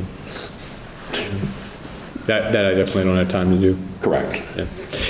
And then the, the superintendent budget is a net 8% reduction because I'm recommending the elimination of 2 positions that had budget numbers in there for last year. And then they, more than balance out the increase in salary on the superintendent line itself. And I just want to make sure that people see that there are increases in there for Mary Jane's line. That is not an increase in Mary Jane's salary. Right. That is because what was budgeted was based on the old position. All of that increase, except for 2%, is the change from the budget to what started this year. And then the same thing for Nicole's position in the special ed section is that increase was from what was budgeted to what the starting salary was, not the other way around. Not a next year increase. So the stipend for Med-Del, so that's a new item. I added that knowing that there has to be some kind of coordination there. And that's district-wide. Do you know much more about the Med-Del? It can be. It can be if somebody is willing to take on the responsibility. And liability. And the liability for it, exactly. But we've also talked recently that maybe it doesn't have to be somebody within the district who takes on that responsibility. It could be somebody outside of the district that has to be researched, No. but. Well, see, the problem with that, though, is a medication manager has to be available during the school day. And so if you have someone who's saying they're doing it, but they're not available, then that's not allowed. Like Maybe we have a whole lot of sub-nurses that we're paying every payroll that maybe is something like, in any case. No, but what I'm saying I should not even pretend that I want to get involved in what the solution there is, because that's the last thing I want to. But the point being that, like, the whole application that you have to go through to get Med-Del, it specifically asks about what are the employee, an employee who's been approved by the school committees, and it asks about your hours, the hours that you're there, the hours that you're, so. Now, I'll be clear, if the decision is to fund a full position for med delegation, okay. As long as everybody's willing to accept the money that's being spent, no problem there.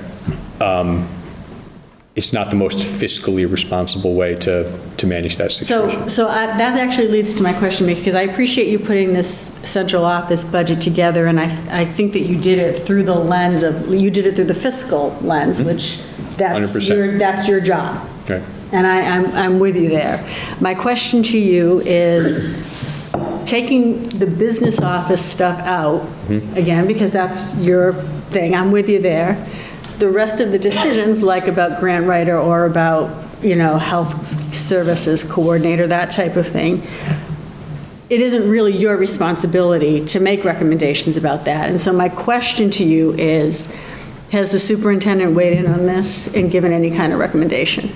I've had conversations, not a clear recommendation, and so what this is my recommendation, not This is, others, and so it was unclear all along who is going to decide what's in the central office budget. And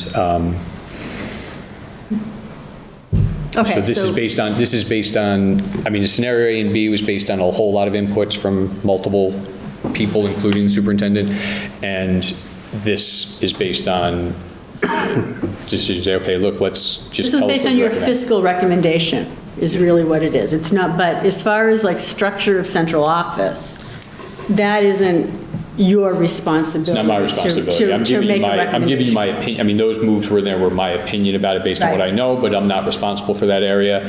Right. But who's going to be responsible for that area next year isn't But who's responsible for making the recommendation right now is what I would, and that's not even up to you to answer. But I think that I would like input from somebody who it is their I think responsibility. that the question that I'm uncertain of is what process do the committees need to make the decision on some of these line items in order to be able to get to a final vote? And I'll help. Whatever that process is, I don't know. Well, I think I'm also not responsible for I think deciding you've how done your that part, would happen. where you've made your recommendation as the business administrator with finance, and to the best of your ability, you've printed the other sides of it. And, you know,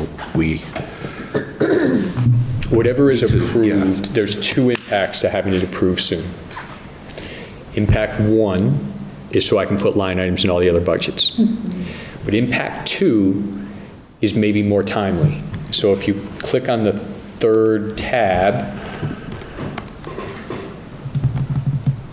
that says Finance Office Options, this lists a lot of options for contracted service providers and staff positions. I have people who we could hire tomorrow into staff positions that would be very valuable to have filled. And the sooner we have them filled, the more valuable it would be, because it would guide the work and the transition. So for example, an ideal scenario on the finance side is you hire a business manager that I predict is not going to be possible. You're going to have to go through a contracted service entity like TMS. But short of that, hiring a really good number 2 position in the district would be really valuable. I got somebody who is extremely good, who just kicked ass this past week on getting our E&D stuff ready, who might be interested. The sooner we can get to the point of talking to her, and I've got 4 other entities who could provide candidates for us as well, the better. We can't really make commitments to salary positions until we know what the budget that we're working with next year is as well. I have this year's budget authority all laid out, what we could do within this year's budget authority, but it doesn't make sense to make commitments until we know what next year's budget authority is. So the longer we take to settle this, the further down the line it kicks the can. And I wanted to start doing this in the middle of December. So we've spent 2 months getting to this point. If we had been doing this in the middle of December, we would not be behind the 8 ball as bad as we are on the budgets. So if we take longer on this and stay in temporary status for longer, it will have a domino effect on the ability to hit all the other targets. I don't know exactly what that is, but I cannot spend endless time massaging the strategic options without consequences on the ability to do other things. Can I just clarify too, so it says accounts payable specialist here, $600,000 annual salary, is that a typo? Line 75. It does say that. And I'm applying for that job. Man, And then the I next, think maybe my accounts payable specialist must have gotten a hold of this. I don't know if you Thank want you. like 10 of them, but Yeah. maybe that was it. But, and then so I see that you have this on this tab, but where under the recommended budget is this? Great question. That's Where is this super line? helpful. The $600,000 that I have bucketed into contracted service and staff salaries, this list, Right. so if you look on rows 25 and 26, 350, 250, 100, Oh, okay, yep. that's rolled up into there. That yellow section is the finance option. exactly. Got it. And so 600,000, what I'm saying is like core costs, and then 100,000 contingency would fund a mix of these contracted service providers and staff positions, and which mix is right depends on the talent that's available, the needs that we have, and the budget available to do it. Okay. Thank you. So what I would want is the committee that comes out of this session tomorrow would start digging in and really talking to like TMS. Like, first of all, we got to talk to Jay Sullivan and say, Jay, if we can't hire a business manager, what are the options? I already know what they are, but I want the committee members to know themselves what they are, because if it's just me telling people, it's not going to be the same value for the transition for the district next year. Is this something that the school committees can just approve an amount and then leave to the? Yes. Okay. Approve, I think the committees approve the amount. This committee of 3 or 4, whoever gets, and you'd be perfect on it, by the way, would have the authority to assign how that chunk of money is allocated across these different providers and positions.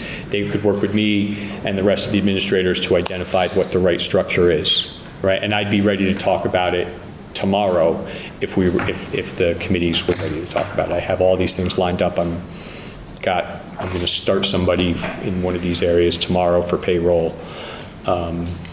It is a temporary cost that is there, but being able to come to grips with what those options really are, I think is what, to have the continuity so that things can function next year smoothly, that's what I would hope that this advisory committee is going to be invested in, understanding these options, helping make the decisions on them, using the budget that's approved to allocate the money, and then supporting that mix of staff and contracted service providers through the transition until there's a superintendent in place who can take over and really do the leadership for next year of this. I also think that there could be the value of having that committee stay on this, because like you'll see in here, there's accounting firms, and so some of the accounting firms could definitely do things like a forensic external audit, and so getting deeper into it than, like we're doing the audit to fix the things, but there's options in there that for people that I've talked to who could come in and provide a very deep external review of things as well. And it would be one of those things where I really am not in a position to make the decisions on which of that mix to do, nor is Deanna, given the fact that we're not going to be here next year to see them through. Go ahead. Just a couple things. This $600,000 number, how does that, I can't do the math right on my phone, of the option A, option B, if you were to roll up all those salary lines that would now be under this $600,000? Yeah, it doesn't come straight from the scenario. I did it as a calculation that I didn't put in here on. Okay. If you didn't do it. I did 3 columns. I did a minimum, like the minimum amount that really needed to be there in my estimation based on all the information I've gathered, a core, and then a max. And this is based on the core. And it would, like, what I would, we would be able, if you look down starting in row 60, where the positions are listed on that tab, we would be in a position to hire that assistant business manager, that number 2 position, quickly. We would be in a position to hire an accounting clerk, so somebody who can help execute the financial transactions at a low-level salary, entry-level accounting person who would work under the direction of the business manager and the staff accountant or assistant business manager. I could hire that person immediately. The accounts payable position is filled, and that has to be there. The biggest question marks are in the payroll and HR areas, and my recommendation for those is that we put in place contracted service providers who will execute those functions for us, and there are many districts that use contracted service staff to do those functions. So instead of us paying a salary, we're paying the contracted service entity for that staff person to do the work for us. And so I've got somebody tomorrow starting who's going to do that. We're going to train that person to run the payrolls and at halftime. I'm also talking to that same company about that next position. So in HR, I think there needs to be a lower level position that's executing and a higher level position that's developing and managing the system of human resources, benefits, data, and legal requirements around human resources. That's never existed in this district. I don't think it's clear, definitely not to me, what the right mix of salaries are and what the right mix of positions are. So I don't recommend that we hire positions for those areas right yet, that we get this contracted service staff in here from now through June. That buys us time. One of the recommendations is a consultant who's a very high-level knowledgeable person about human resources who's going to inform us on what should be. And that by the end of the 4 months, we have a better picture of what positions we could hire, should hire. I don't want to box the district into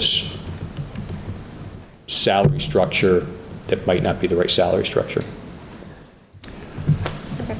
But like all these recommendations I could get as soon as the committee's ready to say, yes, we agree with this, let's go, we're ready to get this in place. And so the consequence of waiting for a couple weeks to approve the budget means that I have to wait a couple weeks before I get some of these things in place. And I'd have to think through what the impact of that would be on our ability to get everything done.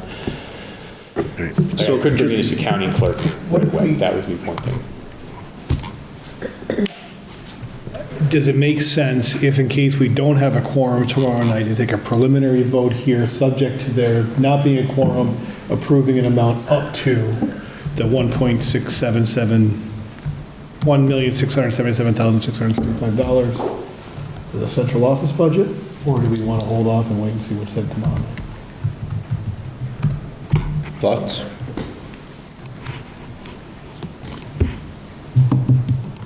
I think some folks are absorbing. What was the number that you said? Where was it? This is scenario A. Recommended? Recommended, under recommended, line 11.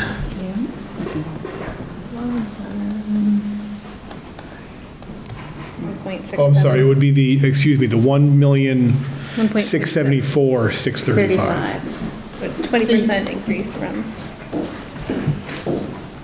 So you're suggesting we take a vote on that, and then if it happens that the other committees vote on that tomorrow, just like that, then we're all set. And then if we're not, if they do something different, then we would have to meet again. If they do below that, I would word it to say up to, so if it was to come Right, but if they go lower, over that, then we got to come back, Okay. in theory. But do we? Well, if 4 of the 5 do, then if 4 of them have quorum and they all vote for it, it doesn't matter. I don't know, I thought all 5 had to approve the central office budget. No. I can't imagine that overruling every other budget that we do, because ultimately, again, I understand the formality of this vote. At the same time, it's not, and I understand the contractual, this goes to my earlier question, which was, these are ultimately line items in a larger budget, and while we approve them, their passage, to me, it just doesn't make sense that that's, I don't see how it's Well, it's to me- ultimately we're going to present their budget at the hearing that we vote on, and if I understand that we're giving Nikki direction on what to do with this, but in theory, is that vote binding on what's actually presented at the final budget hearing when we have the public hearing? These things are constantly in flux, you know? Well, no, but what will happen is if Southampton has an objection, at that point, the only option Southampton has is to vote down the regional budget. Well, No. we could vote down the Norris We budget could as vote down the well. Norris budget too. Yeah. Or, Yeah, I clarified Vote them that. all down. See how it went last year. Here's my issues. One, I don't necessarily have a problem with the recommendation. I would want some sort of MOU tied into the one-time $600,000, where we know this is not going to be a permanent year after year placement. So what do we do with that? And assuming everybody agrees on that. But two, I guess, I think that MOU needs to cover that $100,000 contingency too. and I'm fine with that as well. Right. But for what it's worth, I still think we have leadership that's exiting. They've given us a blueprint. We take the blueprint. I'd like to spend more time on this ad hoc committee of 3 or 4 people. And then we put in the contractual services. We get the business unit up and running. We focus on the new superintendent. And when that person is selected, we should be far enough along, whether it's a full year or not, to start transitioning the contractual services out. This is going to be, in my view, this is a 2-year process at a minimum.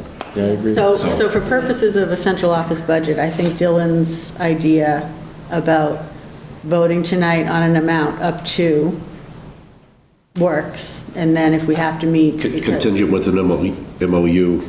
Yes, everything, like, both of these ideas, Yeah. I think that works, and then we only have to meet if the other 4 committees, if something happens tomorrow night, that budget increases.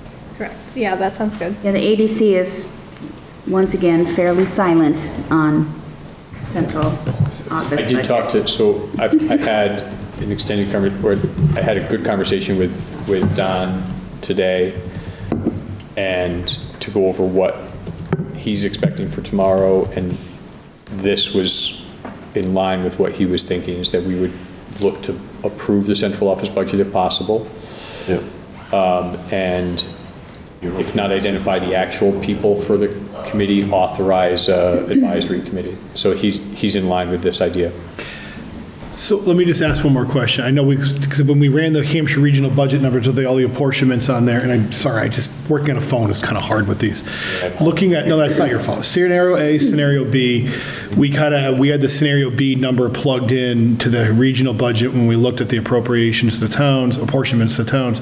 Where does this number compare to the higher number that we looked at? Yeah, so I actually had scenario A plugged in. Or whatever. So if you look, it's, again, tough on the phone, this is $3,000 less than that Okay. scenario A. So we're not Now, looking at if you take the $100,000 out, it's $103,000 less.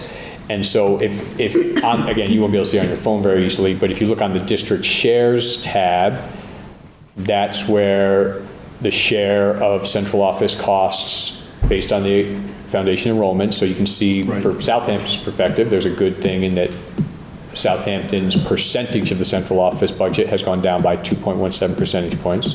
So more of the budget will be borne by Hampshire and Chesterfield Goshen for this year. Then down below, you can see what those costs would be, but all the way down below, I broke out what would be the impact on, oops, this is not right, my fault. Is that $100,000 contingency line item in addition to the $200,000 that's in the Hampshire Regional, or breaking? I didn't get through all of So in these addition, yes. things, I apologize. You answered my question, Mickey. I got it. I'm just trying to, I know we got, So essentially, I have a hard out in like 15 minutes, so I'm trying to. Yeah, I do agree that, I think we should move John, forward with what, contingency with making the regional vote. could be. I do think we should move forward with directly making, related to ED. We don't okay. know. It could be funded. Yeah. So. I have a thought, though. Go ahead, Kim. Looking at this budget and things that I anticipate just from hearing things at other meetings, things that could come up tomorrow night, I'm curious, I'm wondering if we would consider voting to approve an amount a little bit higher than what's in here. I agree. So that if some of the anticipated spirited debate that I expect happens and some things go up a little bit, we have still covered ourselves to have approved it. 1.7, that gives a $25,000 slush? Slush, bad word. 1.7, which gives you a $25,000 room for spirited debate and negotiation. Is that enough, do you think? I mean, you seem to have more insight into this. Yeah, I'm not sure what you're talking about. Okay, so I think, so I'll just be up. I think that there's going to be discussion about superintendent salary. Yeah. I also think that if the past is any indicator of the future, I think that there's going to be some concern about not funding a health services director. The other thing I would add is that it is way past time that we look seriously at regionalization, and there may be some initial fees associated with getting some help with that. So So what's the recommendation? I am researching that. I don't know, like 50 over? What do you think? Well, if we do 50 over, that might cover superintendent salary issues and regionalization. I just don't want to approve it. I also don't want to have us approve a number in the blue that's ultimately going to result in a potential $100,000 increase to our assessment either. Right, well, that's okay. I mean, my initial concern, my knee-jerk reaction was with regard to superintendent's salary. So I think that 25,000, I think 15,000 covers that. And then, what do you think is reasonable for possible regionalization? Oh, well, I mean, that's going to be a lot of money, but we just want to get the process started. Next year would not be the year to really like, Also say woo, that- go for it. You could also say that the contingency fund could be not just to fund the functional side of the finance and human resources functions, but getting something clear about the legal status of central office is really important. Yep. And it could also be done through those contingency funds. And in terms of, I did correct the formulas, so on the district shares tab in rows 45 through 46, 44 and 46, you can see that if all of the money was spent, that $100,000 in there, it would be a $62,000 increase for Southampton, 12%. If the $100,000 of contingency did not have to get spent, it would be a $27,000 or 5% increase in Southampton's costs. So it could be, this contingency thing could be the avenue. Now, I'm predicting what tomorrow night's group is going to decide. So you're absolutely right that there could be this desire to increase this further. So Dylan, I think going to your 1.7 gives us a little wiggle. 1.75. 1.775, that's 75,000. So 1 point, okay. I know. All right. I'm not saying that that's what's going to happen. I understand that. I just don't want also to look at Southampton money bags over here throwing money around like it's going out of style. No, this is Really? Well, I'm not the I don't think narrative anyone's ever going Not what we actually have. Yeah, but nobody's ever going to accuse us of throwing money around. Nope. Well, But I also think on the regionalization study costs, I think that's perfect for the, what do they call it, the SLT or the STL Yep. grants. Yep. so, I mean, I think there are other sources Yeah. for that, but I just want to. so I'll make the motion, see, let's, as a starting point. Okay. I move that we approve up to $1,750,000 for central office budget in fiscal year '25. Subject to a memorandum of understanding between all 5 districts regarding allocation of costs and excesses And deficiencies. and deficiencies Specifically related to those three. specifically related, Is it efficient? deficiencies, deficiencies, specifically related to Finance and HR, finance and HR. as recommended by Quite. the business administrator. As recommended by the business administrator. I got more, too. And subject to a further vote by the Southampton School Committee on February 15th, 2024, should quorum be present. Okay? Second, 15. Tomorrow night, Tomorrow. February 15th. All right, if you want to read something back to us, that would be great, just to make It's the sure. longest motion I think I've ever made. It's like a paragraph. you've made some long ones. I have. Okay. Okay, we're listening. Okay. Sorry. Subject to a further vote by the Southampton School Committee on 215. Is that the end of it? Should we have quorum? Should quorum be present? Cool. Got it. And I seconded. I was thinking there's not going to be a quorum tomorrow. Yeah. Yeah, we don't think we'll have quorum. Maybe, maybe not. Motion made by Dylan, seconded by Kim. Any discussion? See? All in favor? Do we have to do roll call for any financial stuff? Oh, we do at the regional, okay. I can report to you all separately. Shot eye. Larson, I. Tauscher, aye. Maudsley, aye. Number aye. Passes. Next. John wants to go home for Valentine's Day. Anything else under the budget? Last call. What was the question? Good? About tomorrow? Yeah, nothing for me. New business. I don't know. We have a request to approve the fiscal year 25 academic calendar. Did you give us did you print copies? It's in the packet. Oh, it is? I was still, there are 2 typos. There's a typo. On the October dates. Jen, you want to see? October 14th and 15th, you got to back them up a day. Oh, we thought we fixed that already, we knew that. What is And the parent-teacher conferences, yeah, October, I'm sending it's you really something. October 13th and 14th. we saw that other one before. Never got fixed, okay. However. Now, It has the stuff. Yeah, I have all that. Oh, yeah, and we're having 4 days off for veterans. I thought I did because say that again, Did you see sorry. that? We have 4 days off for veterans. I know, I saw that. Yeah, Okay. I thought we took all that off before. I emailed Deanna today to tell her that, and I'm not sure if she resent it or reshared it. Yeah, we have 4 days off. All right. The last day of school, June 17th, assumes no snow days, correct? Correct. Okay. We don't, So if we used all 5, there's 5 built in, right? no. No? There aren't You any. add the 5 at the end. You add 5 at the end. 1, 2, 3, 4, 5. So potentially the last day would be June 25th. Right. So June 25th, it's June. If they're, So with that, I mean, we use them all. it is late, Yeah. because they're not starting until after Labor Day. So maybe we should start earlier. Can we? Teacher contract. It's not in our contract.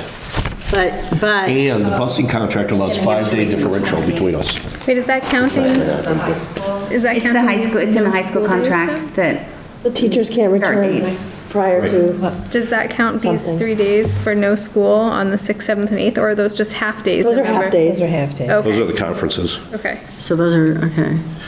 It's. Yes, it's a but, teacher and conference, I'm not Veterans Day. advocating this, but the busing contract allows Norris to have 5 different days Yep. than the high school does. So the question is, does this committee really want the elementary kids in 4 days ahead of time? No, No. I say yes, but, right. I don't, but, well, I think You're it's, thinking starting when? Well, just August 26th. but then that, does that mess with professional development? Yeah, we'll have to go back. It's just basically saying our last day would be the 10th if we don't have any snow days, the 17th otherwise.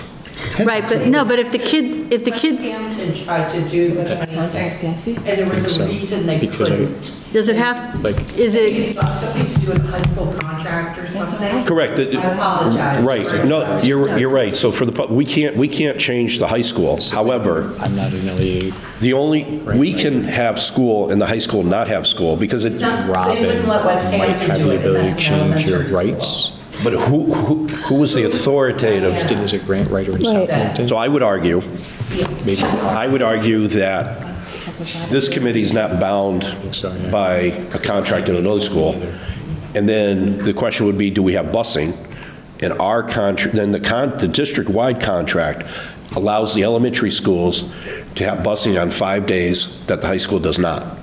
So, which we've never really utilized, other than when the high school had to shut down for water breakage. I know. but my question is, it looks like there would be professional development on the 29th. Is that, so if there were children in, then that day would not be possible and it would have to be moved, correct? right, if you want to have PD for the elementary schools before August 26th, I mean, some of the PD, and Mary Jane, correct me if I'm wrong, but some of the PD would end up being potentially for all of the elementary schools, right? So if we had different start dates for It the won't be if you do, well, if they keep those same because days. we don't all have 2 days. Right. I only have 1 day the day before school starts. That's specifically just Day is a Norris. faculty During the year, meeting. though, I think she's talking, are you talking before? No, school okay, starts?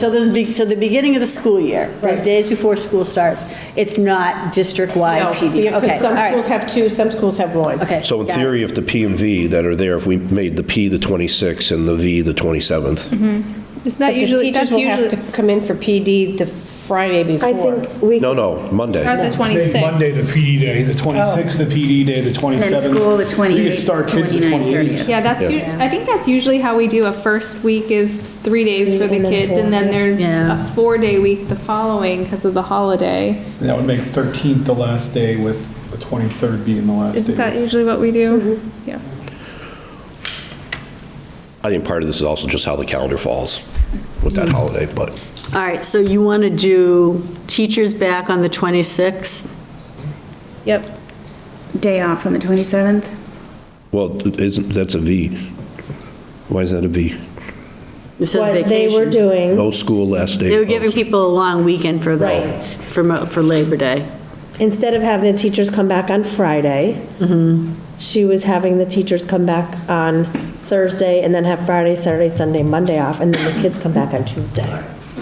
My union, just so you know, wanted to do Friday, but the rest of the district was already doing Thursday. Like, they were doing Wednesday, Thursday, and then Friday off. So in order to be consistent, I believe Deanna said, we're going to do it this way, or this is the proposal. Right, and so, But and I I think guess. my union, not that, I'm not advocating, I'm just saying, they were asked, and I know that the answer was, they didn't want the kids to start on Tuesday, they want the kids to start earlier. They want to do 3 days that first Well, week, yeah, because look at 4 the end of the days year. next week, and Right. 5 days the following So, week. and also, it's just, We want to come back that early. and it's also important to note that the calendar is put forward as a recommendation, and it's supposed to be a collaboration of all the principals and a recommendation to the school committees, which, in a perfect world, all the school committees would approve. But the school committee is free to change however they see fit. The principals did collaborate We on did this. collaborate. But I think if the union. But I think a decision had to be made. Right, Right. but I think if the union supports it, like, that would be my big question, is do teachers want to come back earlier? But they probably want to come back earlier rather than stay later in the year. I would When agree. it gets really Right. blooming. We don't have air conditioning. Right. Yeah, and that's fine. I made an assumption that teachers wouldn't want to come back earlier. Hey, if they want to come back earlier, Why did they say come I don't object to that. Yeah, if we have the ability to meet some needs that way, I would be inclined to do that. And I'm all don't want to in invest anything favor of that it. kind of I just, the flip side of this, and I say this as devil's advocate, even though I'm fine with voting for it, is that means at the end of the year, the elementary kids will be home without their potential siblings at Hampshire Regional, because they'll That's still be in exactly school. what Deanna was thinking. Yeah, The other issue that we have too is that if we start before, I mean, we do, families are making plans, and if you've got some of your kids at the regional, some of your kids at Norris, and their start dates are different, that also impacts your summer plans. yeah. And we did spend a lot of time talking about, I'm not a fan of having half-days on Fridays. I feel like I have more people out when we have professional development half-day on a Friday, but we like to have the same days as the high school because the siblings are babysitting when the kids get out. So we spend a ton of time, and so we negotiate with each other, right? I have to give one, you have to give one, or whatever. So we came up with what we thought, and then I think Deanna had to make a decision in order to put it forth, and Yep. this was it. So am I hearing, I mean, what do you guys want to do? I think with thinking about what will work for families, I think having a similar schedule with the high school and the elementary school is important. Yep, I agree. I think having different I didn't even schedules think about between it. the high school and It gets between us confusing. being completely separate from the high school and every other elementary school is going to cause nothing but problems. Yeah, I think that, Well, go ahead. I mean, I think that there are some people who might be, not everybody's going to be happy no matter what we do, but I think in terms of their planning, the majority of the people that, if you are a family that counts on your high school or middle school student being home with the younger children, that's an important consideration. Yeah. But it'll be the end of the year, most likely not to go. A lot of people go on vacation that week. Again, I'm assuming we're going to use all our snow days, because we do. Yeah. We do. Right, so we're getting out 2 days before 4th of July week. And then it sounds like if we go rogue, Westhampton may reconsider it because it's what they were thinking of doing. They were just told they couldn't do it. They didn't have High an school's option. not going to. So are we being told we don't have an option also, or can we make recommendations and this It's is a preliminary and, The law says it's up to us. Okay. If we stay the status quo, everything's fine. If we ruffle feathers, we're going to hear about it. Do you not want to make this motion? I got kids that are going to be getting a 51A filed on me in a minute if I don't pick them up. So, Oh, no, you should go then. so I personally say I'm in favor of backing it up. okay. I'm not. Okay? Again, great argument for regionalization, why we should have one calendar for the entire district, but I think going, if we're going to go on that, then we should be one district. Now saying, no, we're going to go do our own thing and screw what the district says, I think it's just counterintuitive to the entire argument, so. So my counter to that is if we keep the language, then we put in, as we did 3 years ago, that if we have used our 5-day allowance by January 31st, February vacation is canceled. And we continue through April school. vacation, which one? I would think April vacation, because January 31st is pretty short notice for Okay. people that they're going to lose their February vacation. I'm good with that. So, you want to cancel vacation? I don't think we should be in school on June 25th. But then we have the same Always. issue with families who have kids at the regional with that week off, Yep. and then I think we're gonna have problems. I think you just have to go with what it is and make recommendations for next year. We prefer something different. I move that we adopt the calendar as recommended by the superintendent. There's a motion to approve, Seconded. seconded by Margaret, since I never call on her. All in favor? Aye. Opposed? No. Motion passes. Next. Were you opposed? Huh? I voted against. Oh, okay. Yep. School choice. I believe we have a request to only approve the continuation of school choice and to wait until our next meeting for available seats, and when the principal has time to report back. Sure. Oh, sorry. Do we have to vote to continue? There has to be an annual vote Okay. to reaffirm our option in school choice, which usually ties into us setting a cap of how many seats you can. But we don't have the detail in order to. Right, so she's just, so this way she can open it, accept applications, and Okay, then got it. report back. All right, so, Am I correct, Elisa? That's what you want? yes. So you just want to vote that we are going to continue Just to a be yes or school no, choice? and then next month I'll come to you with numbers. Recommendation of numbers. Okay. So I move that we continue to be a school of choice in fiscal '25. Second. So the motion is to continue to be a school of choice in fiscal year '25, and that the building principal to report back next month on numbers. Seconded by Margaret. All in favor? Aye. Opposed? So moved. Other business. I have one thing I want to add here.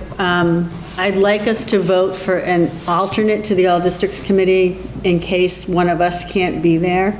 And so I would like to move that we appoint Margaret Larson as the ADC alternate for the rest of the And your year. logic for that is, in the event that one of us isn't there, there's only one vote instead of two votes. Right, so that Southampton keeps its full voting privilege. So that's my motion. There's a motion, is there a second? Second. Seconded by Julian? I assume you're okay? Yeah. Discussion? I go anyway. All in favor? Aye. Aye, opposed? So moved. Ongoing business, do we have any updates on the, well, we already reported the update on the construction of the new school. We're waiting, I think the next steps for us is the $50,000 capital request for the study is part one, because depending on what that result is, it may negate the whole thing. The town itself should have an update tomorrow night on whether or not it's moving forward with attempting to acquire all of Zero College Highway, which would have to go on the May 7th annual town meeting vote. So the two are just running parallel. We're just going to leave that on the agenda so we can continue to monitor it.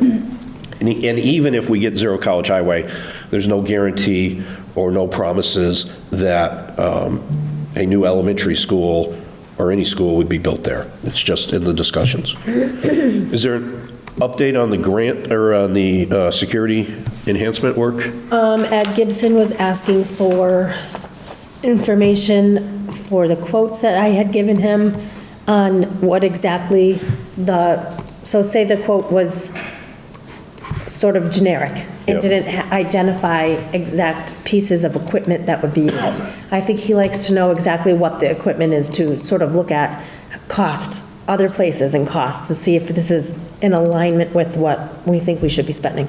So I sent over all that information last week. Okay. And that's where we are.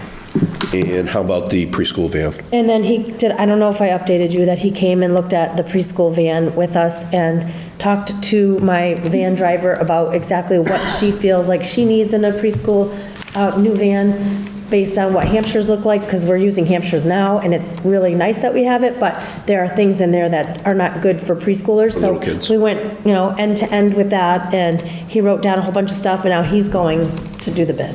Okay. That's where we are.